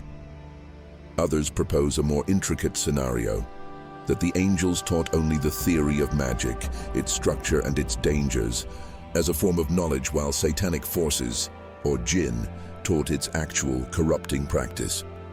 Regardless of the interpretation one accepts, the story serves as one of Islam's most potent cautionary tales. It is a stark exploration of temptation, free will, and the immense responsibility that comes with knowledge and power. The magic they taught was said to be powerful enough to separate a man from his wife. A clear warning against knowledge used to destroy the most sacred human bonds. The story of Harut and Marut isn't about celestial rebellion. It's an intimate, unsettling drama about a divine trial that ensnared not only humanity, but the very angels sent to test them. It stands apart from all other legends, a unique and complex mystery, leaving us to wonder about the lines between knowledge and corruption, between a divine test and an eternal trap. Before the rebellion, there was order. Before the shadows lengthened and the ancient world was plunged into chaos, there was a blueprint for divine perfection. To comprehend a corruption, one must first understand the purity it defiled. Our investigation, therefore, does not begin with the fallen, but with the faithful. It begins with the question, what, according to the oldest records, was an angel meant to be? The primary clue is etched into the very language of the Old Testament. The Hebrew word is malach. It has no connotation of wings or halos. Its meaning is stark, functional, a messenger, an agent. They were the conduits of the divine will, spiritual beings crafted for a purpose. Their defining characteristic was not their form, but their function. They were instruments of a cosmic government, dispatched to deliver verdicts, promises, and warnings. When three such messengers appeared to Abraham by the oaks of Mamre, they came not as ethereal specters, but as men, tangible and real. When one wrestled with Jacob until the breaking of dawn, it was a physical, earth-shattering encounter. These were not passive observers. They were active participants in the human drama, executing divine orders with precision and power. They were distinct from humanity, beings of spirit inhabiting a heavenly realm, yet they possessed the unnerving ability to cross that boundary. They could assume human form, eat human food, and speak human languages. But this was always a temporary assignment, a mission with a clear objective. Their primary function was service, to glorify God and enact His will. They operated within a strict, divine hierarchy, a structure of perfect obedience that stood in stark opposition to the self-serving ambition that would later fracture their ranks. This order was the bedrock of their existence. It was a line drawn between the heavenly and the earthly, a line they were never meant to cross on their own terms. The biblical texts hint at a celestial population of staggering size. The prophet Daniel describes a vision of the divine throne, with 1,000 thousands ministering and 10,000 times 10,000 standing before it. This wasn't a small company of celestial attendants. It was a host, an army of unimaginable scale and glory. When humans encountered even a single loyal messenger, the reaction was universal. Awe, reverence, and often paralyzing fear. They were beings of immense power and sanctity, radiating a holiness that was both terrifying and magnificent. This inherent sanctity is a critical piece of evidence. It serves as our baseline, a measure of the purity that was lost. The presence of a holy angel brought clarity and divine purpose. The presence of their fallen brethren, as we will see, brought only defilement and chaos. But what held this vast, powerful society together? What prevented beings of such intellect and might from pursuing their own agendas? The text provides scattered but compelling clues of a complex structure, a divine chain of command. We read of the cherubim, guardians of holy ground, their images woven into the temple veil and stationed to guard the way back to Eden. We hear of the seraphim, fiery beings who surround the throne of God, crying, "Holy, holy, holy." These are not interchangeable entities. They are different ranks with different duties. The Watchers, a term we will soon investigate, were not rogue actors from the fringe. They were part of this system. They held a specific rank, a sacred duty. Their fall was not merely a rebellion. It was a dereliction, an abandonment of their assigned post in the cosmic order. This established order is the benchmark against which we must measure the crime. The faithfulness of the holy angels highlights the profound perversion of the fall. While all angels, it seems, possessed free will, the vast majority consistently chose obedience, worship, and service. They demonstrate the path of righteousness, the intended design for their kind. Their loyalty was not automated. It was a choice, renewed in every moment of their existence. And this raises the central mystery of our investigation. Why would beings created in such perfection, endowed with such power, and assigned a place in a glorious cosmic order, choose to reject it all? By establishing this clear portrait of the unfallen, we now have a standard of comparison. We understand what was pure, what was orderly, and what was sacred. We have defined the light, which will allow us to finally measure the encroaching darkness. Now, with the blueprint of the divine in hand, we can turn our attention to the scene of the crime, to the profound and terrifying mystery of how a holy messenger, an agent of divine will, could become something else. Every story of rebellion has a beginning, a single moment where loyalty fractures and a new defiant course is set. In the sprawling cosmic narrative of fallen angels, that moment belongs to one figure, an entity whose name has become synonymous with evil itself, a name whispered in fear and reverence for millennia. To understand the fallen, we must first confront their leader, Satan, the devil, the chief adversary. His story is not merely a chapter in the saga of the fallen, it is the source code for the entire rebellion, the primordial act of treason against the divine. Before the fall, before the shadow, there was light. Ancient scripture offers us cryptic, haunting clues to his original state. In the prophetic books of Isaiah and Ezekiel, we find passages of lament aimed at earthly kings, yet containing language that seems to echo a far greater celestial tragedy.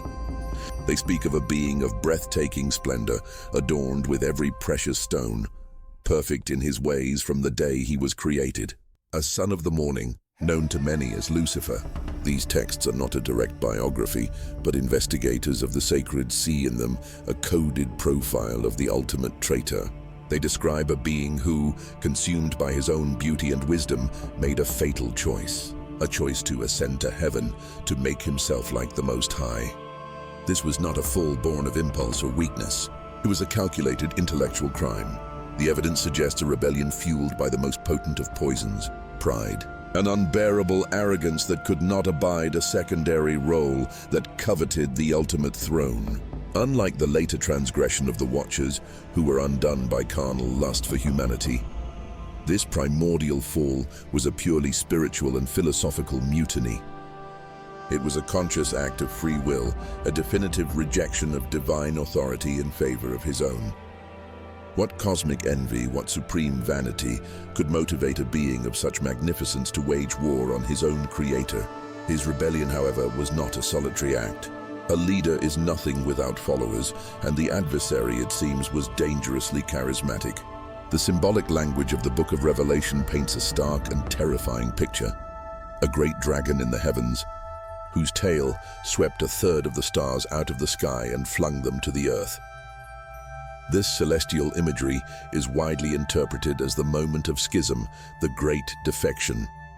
A full third of the angelic host, persuaded by his cause, chose to follow him into darkness. They became his angels, a vast organized host complicit in his cosmic opposition, forming a demonic hierarchy with him as their undisputed sovereign. A rebellion of one is a tragedy. A rebellion of legions is a war. The battle lines drawn in that primordial conflict extend directly into the human story. The New Testament reframes the adversary from a fallen cherub into an active terrestrial force. He is identified as the prince of this world, a masterful deceiver, a relentless tempter, and the accuser who whispers our failures back to us. His ongoing influence is presented as the unseen hand behind human sin, the author of falsehoods, the architect of evil systems. His adversarial nature is constant, a strategic campaign designed to thwart God's redemptive plan and pull humanity down into his own state of ruin. He is the serpent in the garden, the tempter in the wilderness, the shadow that never ceases its pursuit.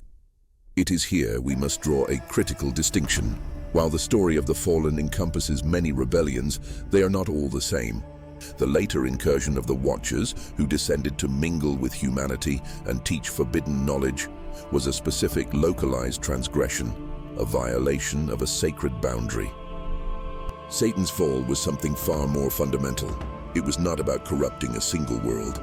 It was a direct challenge to the authority of the entire cosmos. The Watchers may be a rogue unit within the fallen host, but Satan is the supreme commander, the original dissident who authored the very concept of rebellion against God. His primordial sin created the spiritual framework for all subsequent acts of darkness. To truly comprehend the forces arrayed against heaven and humanity, we must begin with him. We must trace the path of the first star to fall from grace. In the shadows of human history, a conflict rages, unseen and eternal. It is a war fought not with steel but with spirit. Not for land but for souls. We speak of angels and their fall from grace, of a rebellion that fractured heaven itself. But the story of that celestial war is only the beginning. The true mystery lies in its aftermath, in the entities left to wander our world. We call them by many names: evil spirits, unclean things, demons. But what are they precisely? The answer is a puzzle buried deep within ancient texts and forbidden lore, a truth far more complex and far more terrifying than most have ever been told. The common narrative is simple. A demon is a fallen angel. They are the legion who followed Lucifer in his cosmic betrayal, cast down from heaven to become agents of chaos on earth. Scripture itself seems to support this. Speaking of the devil and his angels, this is the established, orthodox view, a clear line drawn from celestial traitor to earthly tormentor. But what if this is only part of the story? What if another, more ancient account reveals a different origin, a different kind of monster born from an entirely different sin? To find this alternate truth, we must turn to texts that time has tried to forget, to the era of the Second Temple. Here a disturbing theory emerges. It proposes that demons are not the original fallen angels at all, but something else entirely. The disembodied, eternally restless spirits of the Nephilim, the unholy offspring of the angelic watchers and mortal women. These giants, a hybrid abomination of heaven and earth, were destroyed in the Great Flood. But their spirits, being neither fully human nor fully angelic, could not pass on. They were trapped, bound to the earthly plane. The Book of Enoch states it plainly: the spirits of the giants shall be called evil spirits upon the earth. Their dwelling shall be upon the earth and inside the earth. They are echoes of a forgotten cataclysm, forever hungry, forever searching for a physical form to inhabit, to feel, to corrupt. Is this the true source of demonic possession? A desperate, violent craving to live again in the flesh they no longer have. It is a difference in their very nature, their state of being. The original fallen angels, like Satan himself, are often depicted as retaining a form of their own. They are celestial beings, however corrupted, who can manifest, command, and operate with a certain autonomy. But the spirits of the Nephilim, the demons of Enochian lore, are different. They are disembodied, formless, like a psychic residue left behind after a spiritual catastrophe. This could explain their most infamous trait: the desperate and violent need to possess a host. A fallen angel might tempt or deceive, but a Nephilim spirit might seek to invade and pilot a body, even that of an animal, simply to escape its own incorporeal prison. So which account holds the truth? Are we dealing with one enemy or two? The answer may not be a simple choice between competing theories. Instead, these accounts might reveal a terrifyingly complex structure, a hierarchy of evil. In this dark kingdom, Satan would be the supreme commander. His original host of fallen angels would be his princes and generals, the architects of grand strategies against humanity. And the demons, the raging, disembodied spirits of the Nephilim, could be their ground troops, a chaotic, endlessly numerous infantry of tormented souls, unleashed upon the world to afflict, to madden, and to destroy from within. This model organizes the diverse forms of malevolence we see described in Scripture. From subtle temptation to violent physical possession, we stand at the precipice of a profound enigma. The fall of the angels was not a single event, but the genesis of a multifaceted threat. It created not just rebels, but also a lineage of monstrous progeny whose spiritual fallout continues to plague our world. This investigation is no longer about the crime, but its consequences. We are not looking at the fall itself, but at the shadows it cast upon the earth. And in those shadows, beings of immense power and malevolence wait. The question is not whether they are real, but what they are, and what they truly want with us. Before the chronicles of humanity were ever written, a shadow fell across the cosmos. It is a story whispered in apocryphal texts and coded into the DNA of our oldest mythologies. The account of a celestial rebellion. This was not a flaw in the original design, but a deliberate choice, a catastrophic act of treason that would echo through eternity, shaping the very nature of our world. The evidence of this primeval conflict is not found in rock or fossil, but in the theological architecture of our most sacred beliefs. To understand the human condition, we must first investigate the profound implications of their fall. At the heart of this cosmic mystery lies a concept as potent as it is perilous: free will. Angels, beings of light and fire, were not divine automata. They were endowed with consciousness, intellect, and the capacity to choose. Their perfection was not a guarantee of obedience, but the very foundation of their culpability. Their catastrophic decision to defy their creator reveals the immense gravity that accompanies true freedom. It demonstrates that even in the direct presence of divinity, the temptation of pride and ambition can fester. Theirs was not a sin born of fleshly weakness or human frailty. It was a rebellion of pure intellect, a calculated betrayal against perfect knowledge. What then is the true nature of a will that can gaze upon perfection and choose its opposite? This angelic choice provides a crucial clue in the investigation of evil itself. In this framework, evil is not some primordial force, an equal and opposite power to good. It is a parasite, a corruption, a deliberate turning away from the source of all goodness. The fall of angels establishes a theological precedent that evil enters the universe as a negation, a void created by the absence of God. This single idea reframes our entire understanding of suffering and malevolence. It suggests that the darkness we confront in the world is not an intrinsic part of the blueprint, but a deep and spreading stain, originating from an ancient act of celestial transgression. The fallout from that celestial crime scene did not remain in the heavens. The case files of the Watchers detail a direct intervention, a deliberate contamination of the human project. By imparting forbidden knowledge and corrupting the very bloodlines of early humanity, they actively steered our ancestors toward ruin. This introduces a startling suspect into the story of human sin, an external spiritual force. It posits that temptation is not merely an internal monologue of our own desires, but a persistent, intelligent assault from a hostile power. The struggle for the human soul, then, is not a fair fight. Does this mean our fate was tampered with from the very beginning? This brings the entire investigation into a wider focus. We are not merely observers of a past event. We are living within its consequences. The narrative of fallen angels sets the stage for a cosmic Cold War, a vast and ongoing spiritual struggle between the forces of light and darkness. Humanity is caught in the middle, a contested territory influenced by both divine grace and demonic subterfuge. This paradigm transforms everyday moral choices into strategic moves on a cosmic battlefield. It underscores a desperate need for discernment, for a way to distinguish friend from foe in a war fought in the shadows of the human heart. Yet, amid the chaos of this spiritual warfare, the story also offers a chilling portrait of justice. The judgment and imprisonment of the Watchers, their binding in chains in the deep places of the earth, serves as a stark reminder. It is an assertion of ultimate authority. It communicates in no uncertain terms that divine sovereignty is absolute.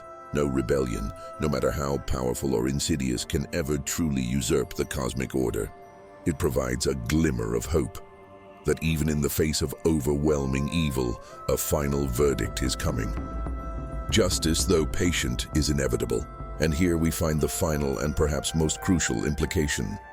The combined corruption of angelic rebellion and human sin created a problem that humanity could not solve on its own.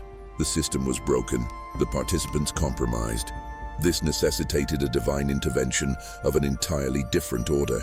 The pervasiveness of evil, introduced from a source beyond the purely human, required a solution that also came for. Some stories are not stories at all. They are crime scenes, echoes of a catastrophic event preserved in the amber of ancient texts. Within the earliest pages of scripture and in the forbidden chapters of forgotten books lies the account of the Watchers, of fallen angels, and of the monstrous progeny they sired with humanity. For millennia, these narratives have been a source of profound influence and of equally profound disagreement. The central question is not what the stories say, but what they mean. Are we reading a literal history of a divine transgression or a coded metaphor for a purely human darkness? This is the front line of an intellectual war, a battle for the very nature of our past. The oldest case file points towards a literal interpretation. For centuries, Early Jewish scribes and the first Christian fathers read the accounts from Genesis and the Book of Enoch not as allegory but as fact. To them, the sons of God were precisely that. Angelic beings who abandoned their celestial post, descended to earth, and broke a sacred law. The Nephilim were their physical giant offspring, a hybrid race whose existence corrupted the very fabric of creation. The level of detail in a text like Enoch is staggering. It reads less like a myth and more like an eyewitness report, naming the leaders of the rebellion and cataloging the forbidden knowledge they unleashed upon a naive world. This ancient perspective presents a terrifying reality, a world where the veil between realms was not only thin, but violently torn apart. But as ages passed, another theory emerged from the halls of theology and scholarship, a compelling counter-argument that reframes every piece of evidence. This metaphorical view proposes a radical rereading of the text. The sons of God, it argues, were not angels at all, but a symbolic term for a powerful and corrupt human lineage, perhaps the righteous line of Seth. Their intermarriage with the daughters of men represents a great moral and social collapse, a blending of piety with wickedness. In this interpretation, the Nephilim cease to be monstrous hybrids. Instead, they become a cipher for the tyrants and warlords who emerged from this chaos, men of towering ambition and brutal strength whose lawlessness drowned the world in violence. The arguments for this symbolic reading are rooted in a search for cosmic consistency.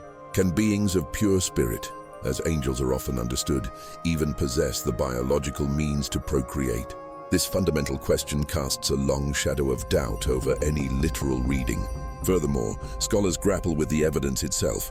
How do we reconcile a canonical and often sparse account like Genesis 6 with the fantastical and highly detailed narrative of a non-canonical work like Enoch? For many, integrating such pseudepigraphical texts into a cohesive theology is an impossible puzzle. The metaphorical approach offers a solution to extract the timeless spiritual truths about pride, corruption, and judgment without insisting on the literal, historical accuracy of every detail.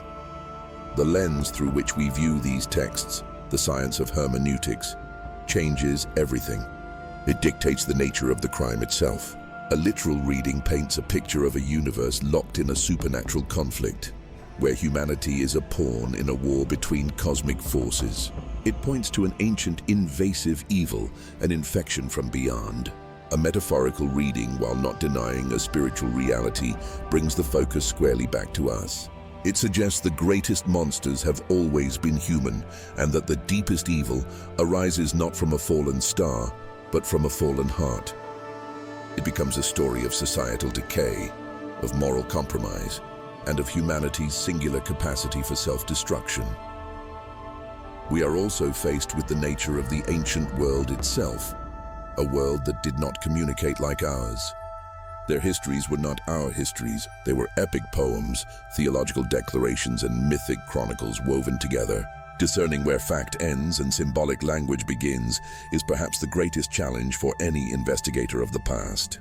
The authors of these texts may have been using the most powerful imagery they possessed to describe events that were, to them, terrifyingly real. What we see as a clear line between history and myth may have been, for them, a distinction without a difference. This schism in understanding is more than an academic debate.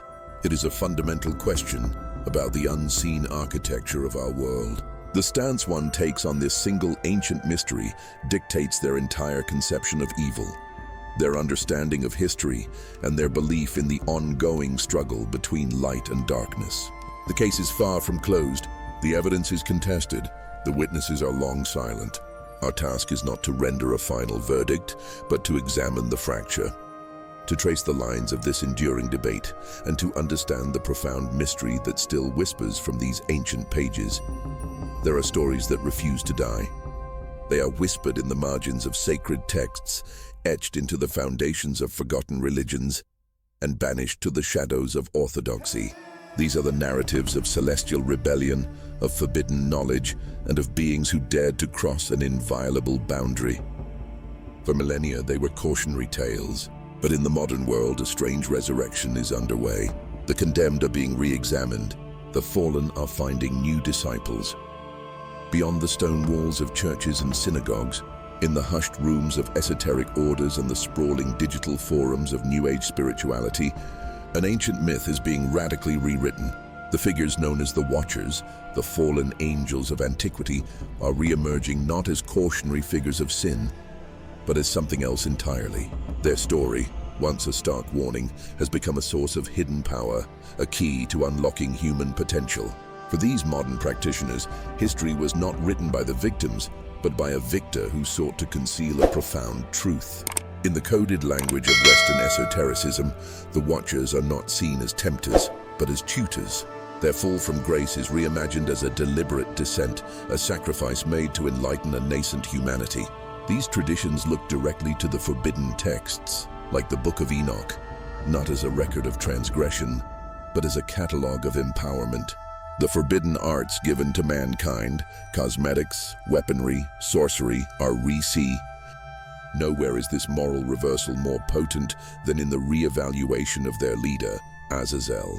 In scripture, he is a demon of the desolate wilderness, the ultimate outcast. Yet in many occult circles, he is reborn as a heroic figure, a spiritual revolutionary.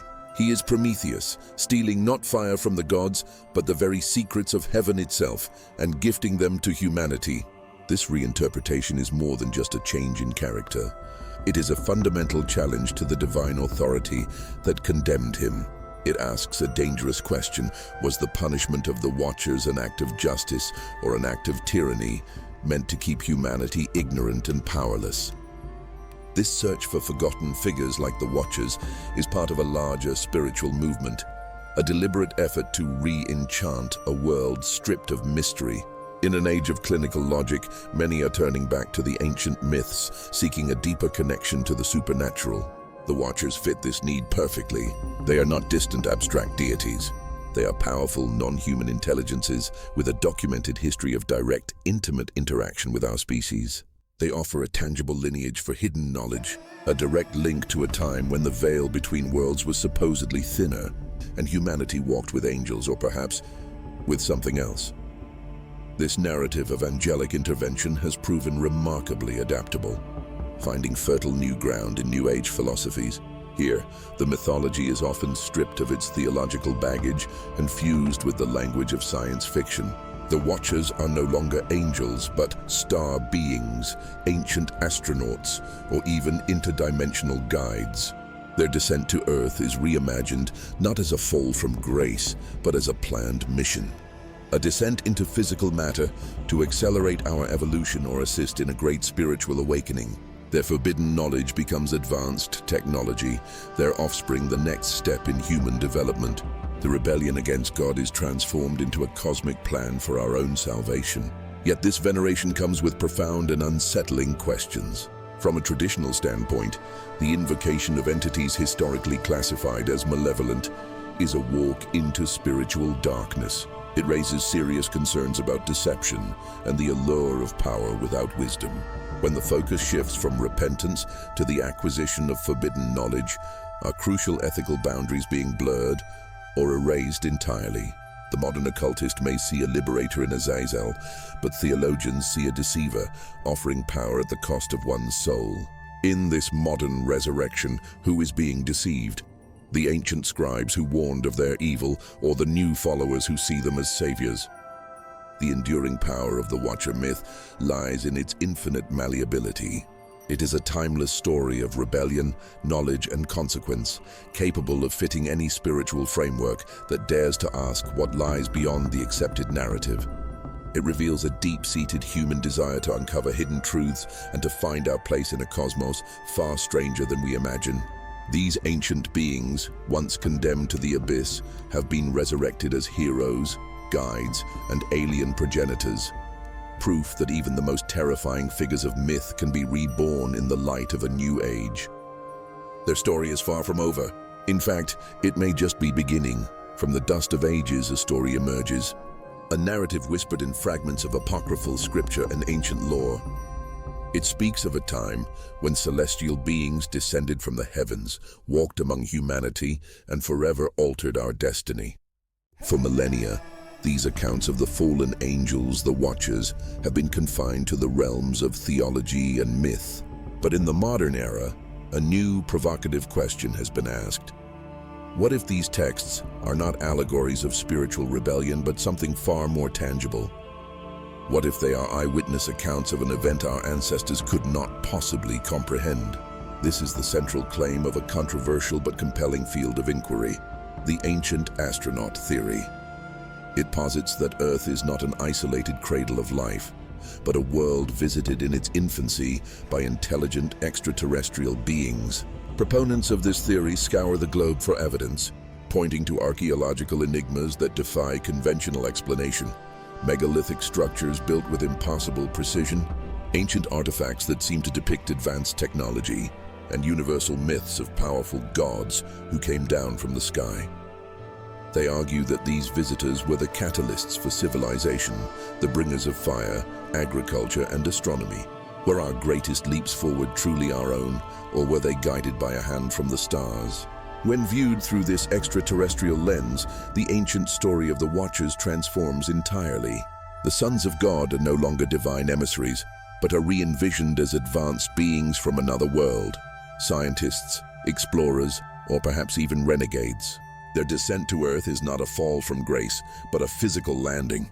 The forbidden knowledge they imparted, metallurgy, cosmology, the secrets of weaponry and adornment, is reinterpreted as a direct transfer of technology from a superior civilization to a primitive one. In this scenario, their sin was not lust or pride, but the violation of a cosmic directive, a prime directive of non-interference, an unauthorized experiment with a developing species. And from this forbidden union came the Nephilim. The texts describe them as giants, mighty men of renown whose presence corrupted the earth. The ancient astronaut hypothesis offers a stunningly literal explanation. They were hybrids. The product of interspecies breeding between extraterrestrial visitors and early human women. This theory seeks to explain their legendary stature and strength, not as mythic exaggeration, but as the result of a genetic combination from two different worlds. The violence and chaos that followed their birth is then seen as a tragic, unintended consequence. The instability of a flawed genetic experiment, or the inherent aggression of a colonizing species, unleashed upon a world not their own. This rereading of our most sacred and mysterious text was popularized in the 20th century by authors like Erich von Däniken and Zecharia Sitchin. They argued that humanity was suffering from a kind of cultural amnesia and that clues to our true extraterrestrial origins were hidden in plain sight. They pointed to the detailed celestial journeys in the Book of Enoch, not as prophetic visions, but as descriptions of space travel in advanced craft. They translated ancient Sumerian cuneiform not as myths of capricious gods, but as historical records of beings named the Anunnaki, who came from a distant planet to mine Earth's resources and engineer Homo sapiens as a worker species. It must be stated that these theories exist far outside the halls of mainstream science and archaeology. The evidence presented is almost entirely circumstantial, relying on radical reinterpretations of art and text and connecting disparate cultural phenomena across vast distances of time and space. Critics argue that it requires enormous interpretative leaps, projecting modern technological concepts onto ancient narratives that had their own distinct cultural and spiritual meanings. The line between inquiry and fantasy, they warn, is dangerously thin. And yet, the theory endures. It persists because it speaks to a profound human yearning to know our origins, to believe we are not alone in the universe, and to find rational, scientific explanations for phenomena once relegated to the supernatural. It is a modern mythology, one that replaces angels with aliens and divine will with a galactic blueprint. Whether fact or fiction, the reimagining of the Watchers as ancient astronauts demonstrates the incredible power of their story to adapt, to find new life in the anxieties and wonders of our own age, forever asking us to look to the heavens and question who or what might be looking back. Power doesn't always announce itself. Sometimes it watches from the shadows, in the corridors of finance, in the halls of government, in the coded language of global summits. we sense an unseen hand at play, a guiding intelligence, a hidden architecture of control. We give it many names: the deep state, the global elite, a new world order. But these modern fears are rooted in a story far, far older.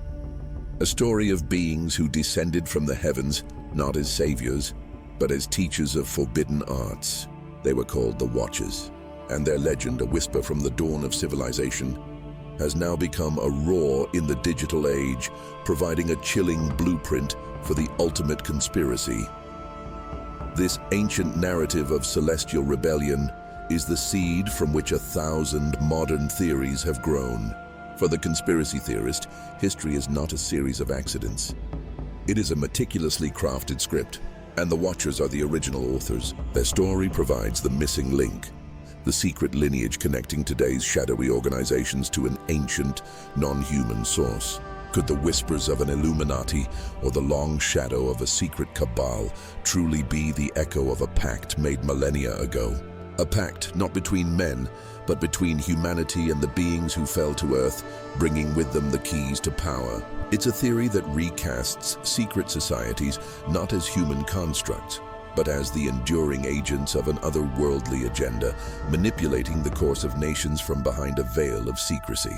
The knowledge they imparted is central to the mystery. In ancient texts, it was metallurgy, sorcery, the charting of the stars. In the modern conspiratorial worldview, these gifts are reinterpreted. Metallurgy becomes the secret of advanced energy or weapon systems. Astronomy, the hidden maps to other worlds and alien contact. Sorcery, the esoteric science of mass persuasion and psychological control. This forbidden knowledge is not shared for the betterment of mankind.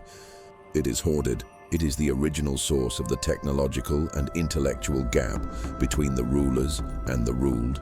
It is the ultimate tool of oppression, a sacred science possessed by a select few, used to keep the rest of humanity in a state of perpetual distraction and ignorance. The game, they believe, was rigged from the very beginning. This narrative of influence takes a biological turn with the legend of the Nephilim, the hybrid offspring of the Watchers and human women. In modern conspiracies, this is not mere folklore. It is a genetic legacy, a bloodline. The theory posits that certain powerful families, the ones whose names appear again and again throughout history, are not just lucky or ruthless. They are different. They carry a superior or tainted heritage, a remnant of this ancient union that grants them an innate right to rule. What if the most powerful people on Earth owe their dominance not to intellect or ambition, but to an echo in their DNA? A code inherited from an ancestor who was not entirely human, granting them insight, longevity, or a will to power that ordinary people simply cannot match. From this foundation, the theory expands, weaving the Watchers into a grand unified tapestry of paranoia. They become the convenient origin story for nearly every modern myth of non-human influence. Are they the ancient astronauts who seeded life on Earth? The true identity of the reptilian shapeshifters believed to walk among us in human skin? Or the interdimensional beings pulling the strings of our reality?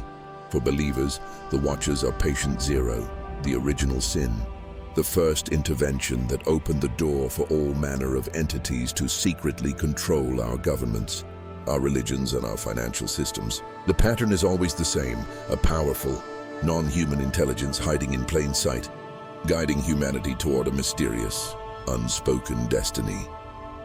The power of this narrative lies not in evidence, but in explanation. In a world of dizzying complexity, of senseless tragedies and inexplicable turns of fate, the Watcher conspiracy offers a sense of order. It provides a single overarching reason for why things are the way they are. It transforms chaos into a deliberate, if malevolent, design. It gives a face to the formless anxieties of modern life, identifying a clear and powerful enemy responsible for our suffering. This is its psychological genius.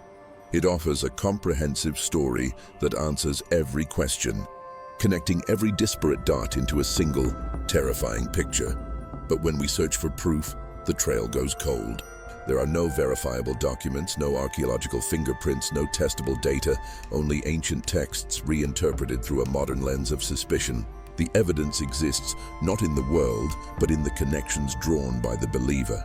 It is a faith-based system of belief built upon the powerful human need to find patterns in the noise. And yet, the story persists, growing stronger with every global crisis. It asks us to consider a terrifying possibility, that the greatest power isn't the ability to control armies or economies, but the ability to write a story so compelling that millions will believe it is true.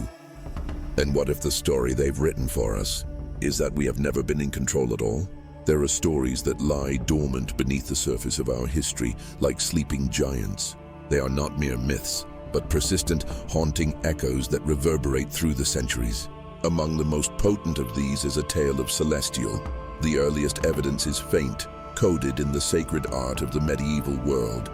In the gilded pages of illuminated manuscripts and the somber hues of religious frescoes, we see the recurring drama of the fall.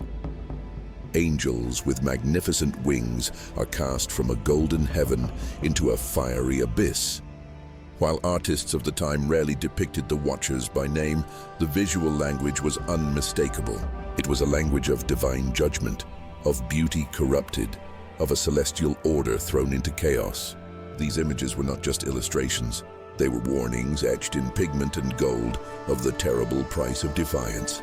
They established a powerful visual archetype that would haunt Western art for 1,000 years. But was this the full story or just the opening chapter? To find a more complex portrayal, we must turn from the canvas to the written word. It was here, in the grand theater of literature, that the story of the fallen truly took flight. In the 17th century, the poet John Milton unleashed Paradise Lost, a work of such seismic power it would forever shape our understanding of celestial rebellion. His Satan is no simple villain, but a figure of tragic grandeur, defiant and charismatic. Though Milton's epic focuses on the war for heaven, its themes of pride, envy, and the seductive allure of rebellion provided a new psychological depth to the concept of the fallen angel. He gave them a voice, a motive, and a tragic dimension that transformed them from monstrous cautionary tales into complex, understandable characters. Milton cracked open a door, and generations of writers would rush to explore what lay beyond. The true shift in perspective arrived with the fire and passion of the Romantic era. In the 18th and 19th centuries, poets like Lord Byron and Thomas Moore seized upon the ancient fragments of the Watcher's tale and recast them in a new, sympathetic light. In Byron's dramatic poem, Heaven and Earth, the love between angels and mortal women is not a sin, but a tragic, transcendent passion in the face of an unforgiving God. Moore's The Loves of the Angels further explored this idea, portraying the Watchers not as corruptors, but as beings undone by their capacity for love and their yearning for a connection they were denied. Suddenly, the villains were victims. Their crime was not pride, but passion. This was a radical reinterpretation, a reflection of a society beginning to question absolute authority and champion the individual's emotional truth. Today, the echo of the Watchers is no longer a whisper. It is a roar. Their legacy has fractured into 1,000 different reflections across the landscape of popular culture. They are the shadowy angelic conspiracies in blockbuster films and the conflicted, superpowered protagonists of television series. In the sprawling worlds of fantasy literature and video games, their children, the Nephilim, are a ubiquitous presence. Powerful hybrids caught between worlds, struggling with their dual heritage. From graphic novels depicting apocalyptic celestial wars to urban fantasy where angels walk city streets, this ancient myth has proven infinitely adaptable. It has been molded and remixed, a piece of ancient code constantly being rewritten to serve new narratives for new audiences. But why does this particular story persist with such tenacity? Perhaps it's because the narrative of the Watchers provides a timeless framework for our own deepest anxieties. Their fall is a story of temptation, their gift of forbidden knowledge a cautionary tale about the perilous speed of our own technological and scientific advancement. Their story explores the eternal tension between duty and desire, obedience and rebellion, the divine and the all-too-human. They are archetypes, figures that allow us to investigate the blurred lines between good and evil within ourselves. The depictions may change, from ancient paintings to digital screens, but the fundamental mystery remains. In seeing their story, we are forced to confront the most unsettling of questions. What knowledge is too dangerous to learn? What love is truly forbidden? And what monsters might we ourselves be capable of creating? There is a story woven into the fabric of our oldest texts, a mystery hidden in plain sight. It speaks of angels who fell from grace, of celestial beings called the Watchers who abandoned their post. But to dismiss these accounts as mere myth or theological curiosity is to miss the point entirely. It is to ignore a vital clue to a much larger and far more immediate investigation. For within these ancient narratives lies the blueprint for an invisible conflict, a struggle that rages not in the heavens above, but within the landscape of the human heart. This is the battle for human souls.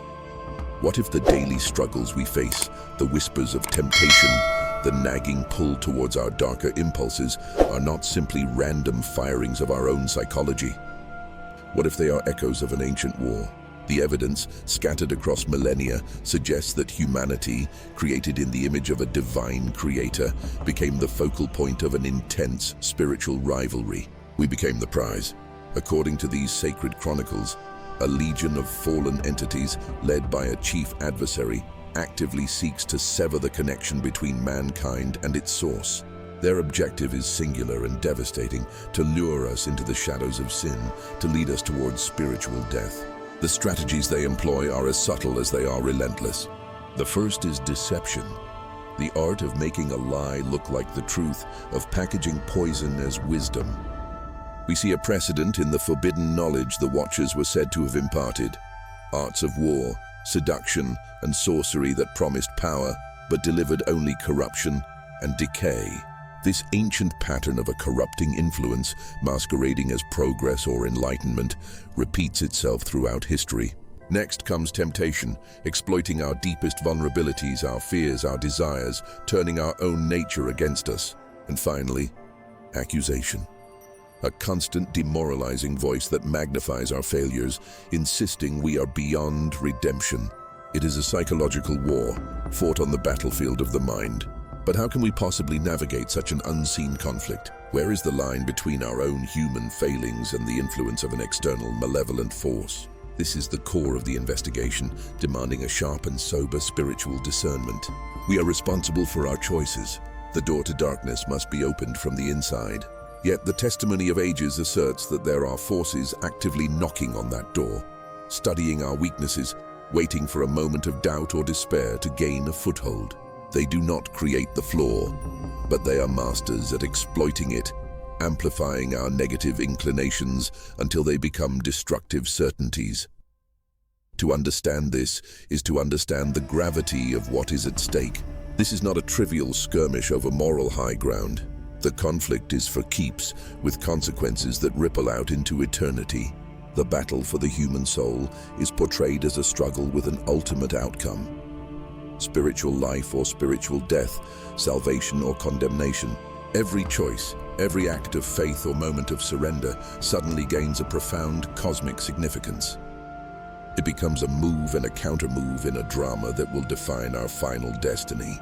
This elevates our existence from a series of random events to a purposeful journey through contested territory. Yet humanity is not left defenseless in this cosmic struggle. The same narratives that warn of these adversarial powers also speak of a formidable counterforce. They tell of a creator who does not abandon the field, and of loyal angels who act as guardians, messengers, and agents of divine intervention.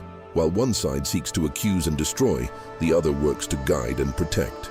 This dualistic vision of reality, a constant push and pull between forces of good and evil contending for our allegiance, presents a universe far more dynamic and perhaps far more dangerous than the one we perceive with our five senses. This framework of spiritual warfare offers a powerful lens through which to view our world. It suggests that behind personal struggles with addiction, despair, and hatred, and even behind broader societal patterns of injustice, division, and inexplicable evil, there may be deeper spiritual dynamics at play. It makes the ancient stories of fallen angels startlingly relevant. transforming them from relics of the past into a living intelligence report on the nature of the world we inhabit today. The question, then, is no longer whether we believe the old stories. The question is whether we can see the battle they describe happening all around us, and even within us right now. In the aftermath of a catastrophic rebellion, when creation itself seemed irrevocably tainted by unseen forces, a different story was already being written. Not in the shadows of cosmic warfare, but in the quiet, deliberate language of a promise. It is a narrative that runs parallel to the accounts of corruption and fallen powers, a countermeasure set in motion from the very beginning. This is the investigation of a divine plan, a blueprint for redemption designed not just to contain evil, but to utterly defeat it and restore all that was lost. Was the fall of humanity and the rebellion of angels an unforeseen disaster? Or was it a tragedy for which the remedy had already been prepared? The first clue appears almost immediately, hidden within the verdict of humanity's first failure. A cryptic, powerful prophecy, a seed of the woman, would one day come and crush the head of the serpent. This was not a mere mythic flourish. It was the first breadcrumb on a trail leading toward an astonishing conclusion. It established a new principle in the unfolding conflict, that the agent of corruption would not have the final word. From the very inception of the crisis, a definitive end was declared, an ultimate victory orchestrated by a promised redeemer. The code for a counter-offensive had been written into the fabric of history, waiting to be deciphered. That code unfolds as a series of deliberate, strategic interventions. We see a pattern emerge not of reaction, but of proactive preservation. A thread of covenants binding God to humanity begins to be woven. It is a lifeline cast into a sea of chaos. We trace it from Noah, whose family was preserved in an ark. An act that ancient texts suggest was a direct counter-move to the genetic and spiritual corruption spread by the rebellious Watchers and their monstrous offspring. This was a surgical strike, preserving a righteous lineage from which the plan could continue. The thread continues to Abraham, promised a nation that would bless the world, and solidifies through the law given to Moses and the visions of the prophets. Each covenant was another step, another piece of the puzzle, safeguarding the path for the promised seed. This path consistently points toward a single climactic event, the arrival of a messianic figure. Across traditions, the expectation of a divine champion grew, a savior who would confront the forces of darkness and claim a final victory. In Christian theology, this ancient expectation finds its fulfillment in the person of Jesus Christ. His life, death, and resurrection are presented not as a historical accident, but as the plan's masterstroke. Here, the ultimate confrontation takes place. He is seen as the seed of the woman made manifest, disarming the principalities and powers not through overwhelming force, but through a sacrificial act that broke the very foundation of their authority, sin and death. How could an act of apparent defeat be the key to ultimate cosmic victory? The scope of this redemptive strategy extends far beyond humanity. The evidence suggests the entire cosmos was caught in the crossfire, groaning under the weight of this spiritual conflict. Therefore, the restoration had to be just as total. The ultimate vision is not simply a repaired world, but a new heavens and a new earth, a complete recreation, cleansed of every trace of malevolence, where the influence of fallen beings is rendered impossible. It is a promise of a reality restored to its original, unblemished purpose, a universe finally and forever at peace, free from the shadow of rebellion. And in this grand design, a crucial distinction is made, a piece of theological evidence that reveals the heart of the plan. While the fallen angels and their demonic host are bound, awaiting a final, inescapable judgment, humanity is offered a different path, a path of reconciliation, repentance, and grace. Why this profound difference in destiny? It underscores a unique relationship between humanity and its Creator, pointing to a mercy that chose to redeem its fallen children rather than simply replace them. It is a testament to a love that pursues, even when its object is lost. This offer stands as the central mystery of the divine plan, a choice that defies simple logic and reveals a purpose deeper than mere justice. The plan was never just about punishing the guilty. It was about reclaiming the lost. The defeat of evil, therefore, is not presented as a temporary truce, but as a definitive, eternal victory. The ancient legends of rebellious watchers bound in chains of darkness are merely a foreshadowing, a down payment on a final judgment. The ultimate conclusion of this divine operation will see every rebellious power, from the highest angelic prince to the lowest demon, fully and forever subdued.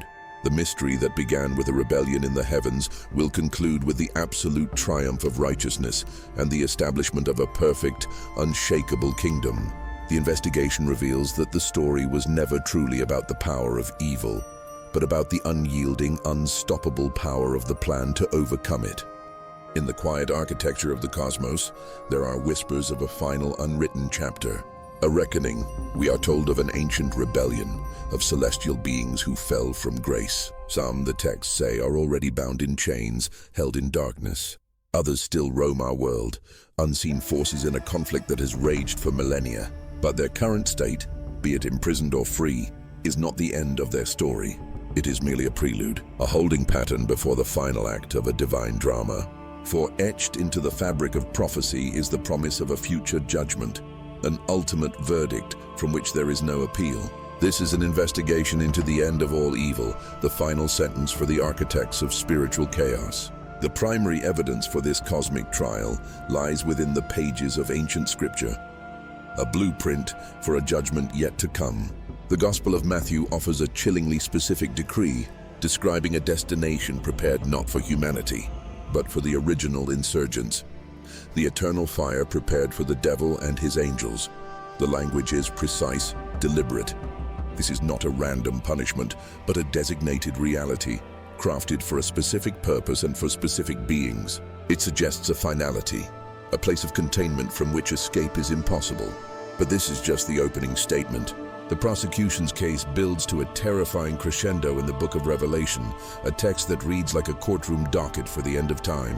It details Satan's final war, his ultimate defeat, and his consignment to a lake of fire and brimstone. Here, he joins his earthly agents, the beast and the false prophet, in a state of eternal torment. The verdict isn't just imprisonment. It's a permanent conscious separa. Beyond the canonical accounts, other ancient texts provide corroborating testimony. The Book of Enoch, a document once lost to the Western world, offers a more detailed account of the sentence awaiting the group of fallen angels known as the Watchers. Enoch claims these beings are currently held in everlasting chains under pits of darkness. But this brutal confinement is temporary. They are being held, the text insists, until the great day of judgment. On that day, their sentence will be carried out.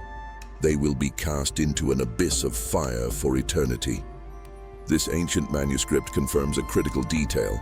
Their current prison is a holding cell, not their final destination. It serves as a stark reminder that for these entities, the worst is yet to come. A final, inescapable judgment looms over them, a date on a divine calendar that has been set since the beginning of time. This reveals a profound theological distinction, one that is central to understanding the nature of this conflict. Why are some fallen beings allowed to roam while others are bound? The answer lies in the difference between their current activity and their ultimate incapacitation. The demons and spirits that still influence the world operate on a leash, their power limited by a divine sovereignty they cannot overthrow. Their freedom is a temporary anomaly in a story that is hurtling towards resolution. The future judgment isn't about limiting their influence. It's about extinguishing it entirely. It is the final, definitive act that ensures evil will never again challenge the cosmic order. It is the moment God's justice moves from containment to complete and utter eradication, demonstrating an authority so absolute that even the most powerful spiritual adversaries will be rendered permanently silent. The implications of this final verdict stretch across all of creation. This is more than just the punishment of rebels. It is the restoration of universal harmony. The lake of fire becomes a symbol of cosmic quarantine, a place where all spiritual corruption is eternally isolated, preventing it from ever again infecting reality. The triumph of good over evil becomes absolute. No shadow of malevolence, no whisper of temptation will ever again disrupt the divine will. It is the ultimate closing of a chapter of pain and rebellion, paving the way for a new creation, purified and perfected. But in this final courtroom drama, there is one last astonishing revelation, a twist in the proceedings concerning the role of humanity. In a staggering reversal of roles, some traditions suggest that humanity will not merely be spectators at this final judgment. The Apostle Paul writes to the Corinthians, posing a question that shatters all expectation. Do you not know that we will judge angels? The statement is breathtaking. Redeemed humanity, the very creatures once tempted and tormented by these fallen beings, will participate in their final sentencing. Those who were once the victims of deception will be elevated to a position of judgment, sitting alongside Christ to ratify the divine verdict. It is the ultimate vindication, a testament to a profound cosmic justice where the lowly are exalted and the once mighty are brought to account by those they sought to destroy. This isn't just the end of a war. It is the final, perfect balancing of the scales. Beneath the surface of our modern world, beneath the noise of politics and progress, some believe another war is being fought. It is a silent, ancient conflict, waged not on battlefields of soil and steel, but in the unseen realms of the spirit. For millions, this is not mythology. It is a present reality. And for those who subscribe to the theology of fallen angels, of cosmic rebellion and celestial entities known as the Watchers, this unseen war translates into a tangible, urgent mission, a direct role for the collective body of believers. The church in actively confronting a spiritual darkness. This is the story of that role, not as metaphor but as a mandate. Within the pages of ancient scriptures, adherents find what they consider a divine intelligence briefing, a field manual for a conflict that predates human history. The Apostle Paul, writing to a small church in Ephesus, laid out the terms of engagement with startling clarity. The battle, he warned, is not against flesh and blood. It is not a human conflict. Instead, it is against principalities, against powers, against the rulers of the darkness of this age, against spiritual hosts of wickedness in the heavenly places. This single passage forms a direct, unbroken line from contemporary faith to the primeval narrative of fallen angelic beings and their enduring shadowy influence on the world. If the enemy is invisible, what then is the defense? The same scripture provides a stunningly detailed answer, a schematic for spiritual armor. This is not presented as a simple allegory, but as a set of essential, non-negotiable tools for survival and resistance. The belt of truth to hold everything together against a tide of deception. The breastplate of righteousness to guard the heart from corruption. The gospel of peace serving as footwear, providing stability on treacherous ground. The shield of faith to extinguish the flaming arrows of the evil one. Direct, targeted assaults of doubt and fear. The helmet of salvation, protecting the mind, the central theater of this war. And finally, the only offensive weapon listed, the sword of the Spirit, which is the Word of God itself. For believers, this is the divine loadout, the gear required to stand one's ground when the darkness closes in. But warfare is not just about armor, it is about intelligence. The adversary's primary tactic, echoing the corrupting lessons of the Watchers, is deception. False teachings, subtle temptations, ideologies that lead humanity away from the divine. To counter this, believers are called to cultivate a critical skill, discernment. It is the spiritual equivalent of counter-espionage, the ability to distinguish between divine, human, and demonic influences. The church's role becomes that of an academy, a training ground to sharpen this sense, to equip its people to recognize the enemy's propaganda and reject it, no matter how appealing its disguise. Beyond defense and discernment lies offense. The core teaching is that believers are not meant to simply hide behind a shield, but are given a measure of authority through Christ over these same dark forces. This authority is the foundation for action. It is the power to actively resist temptation, to stand firm against spiritual pressure. In some traditions, it extends to the dramatic act of casting out demons, a direct confrontation with enemy agents. It is the mandate to proclaim the victory of God over all forces of darkness, not as a future hope, but as a present reality. This transforms the believer from a mere defender of a beleaguered fortress into an active operative, empowered to counteract and reclaim ground from the influence of these fallen entities. This battle, however, is never meant to be fought alone. The manual emphasizes the collective. The church, as a unified body, is portrayed as a bulwark, a strategic bastion against the forces of darkness. Community, corporate worship, and unified prayer are not just social gatherings. They are seen as force multipliers, concentrating spiritual power and strengthening the resolve of every individual soldier. In this view, a congregation at prayer is a front-line battalion, reinforcing its spiritual territory and pushing back against encroachment. And this leads to the ultimate strategic objective. How is this ancient war truly won? The answer, perhaps surprisingly, is not through destruction, but through rescue. The primary means of conquering spiritual darkness is presented as evangelism, the spreading of the gospel. Each person brought into the light of this truth is seen as a soul redeemed from the sway of darkness, a piece of territory liberated from enemy control. The redemptive mission of the church is, therefore, its most powerful offensive campaign. It is an act of spiritual warfare that diminishes the influence of fallen angels, one heart, one mind at a time. The conflict is ancient, the stakes eternal, and for those who believe, the orders are clear. The only question that remains is how this unseen war manifests in the world we see every day. In the deepest strata of human memory, a story lies fragmented. It is a narrative of rebellion and dissent, of forbidden knowledge and cataclysmic judgment. It whispers of beings called the Watchers, of angels who fell from grace, and of a world forever changed by their shadow.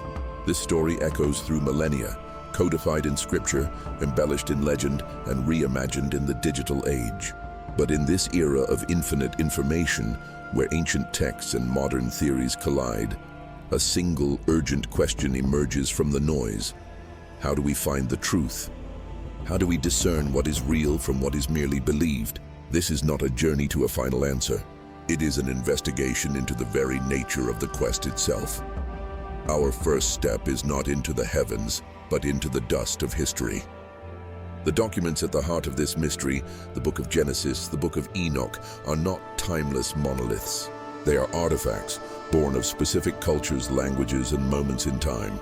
To read them without understanding their context is to look at a map without a key. We must ask, who wrote this and for whom?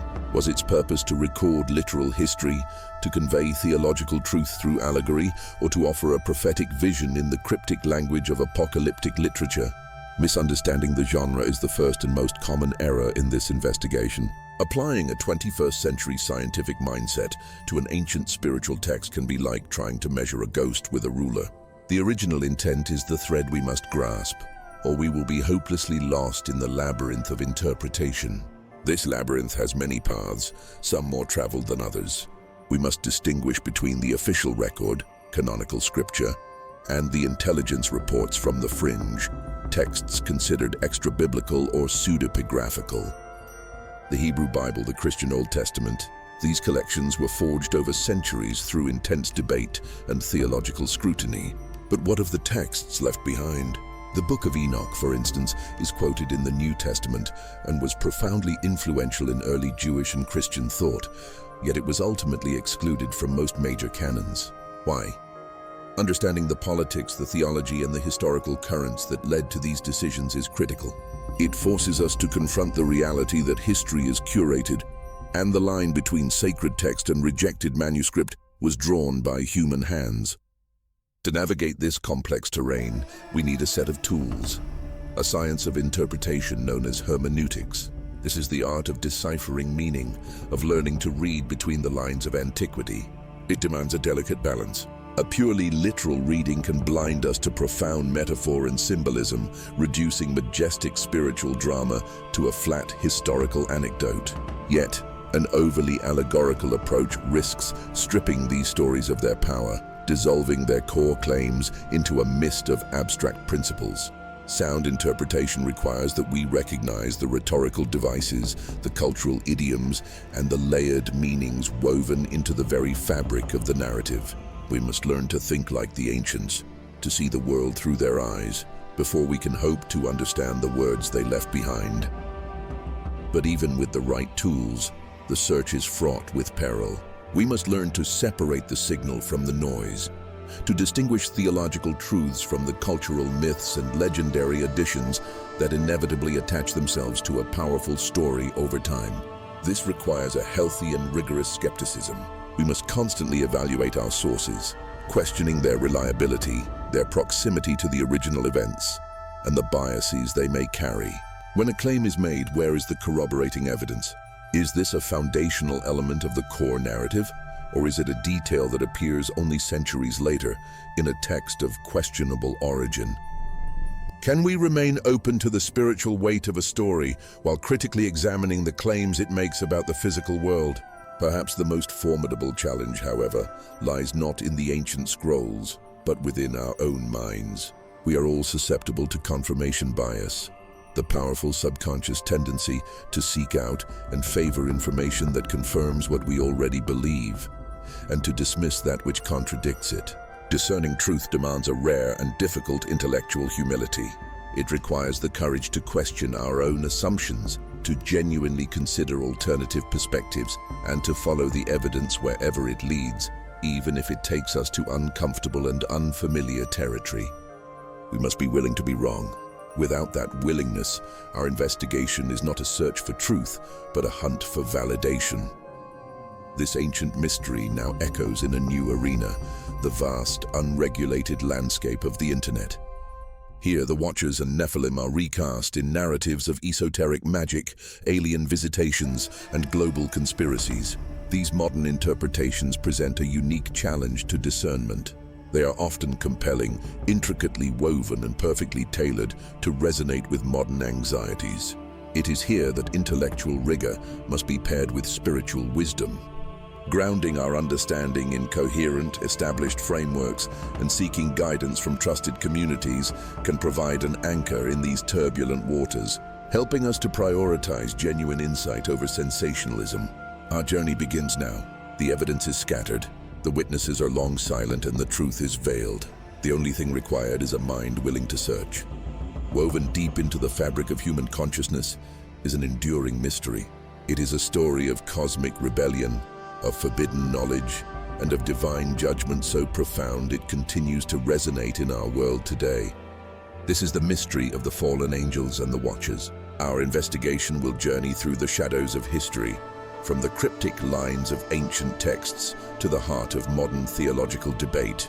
We will uncover a narrative far richer and far more complex than is often perceived, a story of celestial beings who defied their creator, interacted with humanity, and irrevocably altered the course of history. In this search, we will meticulously separate verifiable fact from speculative theory, historical accounts from the purely esoteric. We seek to illuminate the fragments of truth hidden within this challenging topic, forcing us to confront the most fundamental questions. What is the true nature of good and evil? How much of our destiny is governed by our own free will, and how much is shaped by the unseen forces that teem just beyond our perception? These are not relics of a forgotten age. They are potent narratives that continue to shape our world, from timeless works of art and literature to the very foundations of contemporary belief. The saga of the Watchers and their monstrous progeny is an echo across millennia, a persistent theme in our understanding of temptation, redemption, and ultimate justice, leaving an indelible mark on everything from spiritual warfare to speculative science fiction. This investigation is a call to explore these profound mysteries alongside us. The pursuit of truth, especially in matters of spiritual significance, requires both courage and caution. We invite you to engage with the evidence, to weigh the arguments, and to begin your own personal journey into these enigmatic realms. Discernment and critical thinking are the essential tools for this expedition. Let this journey serve not as a definitive endpoint, but as a compelling catalyst, a gateway into the enduring mystery of the fallen angels and the divine purpose that lies at the heart of it all.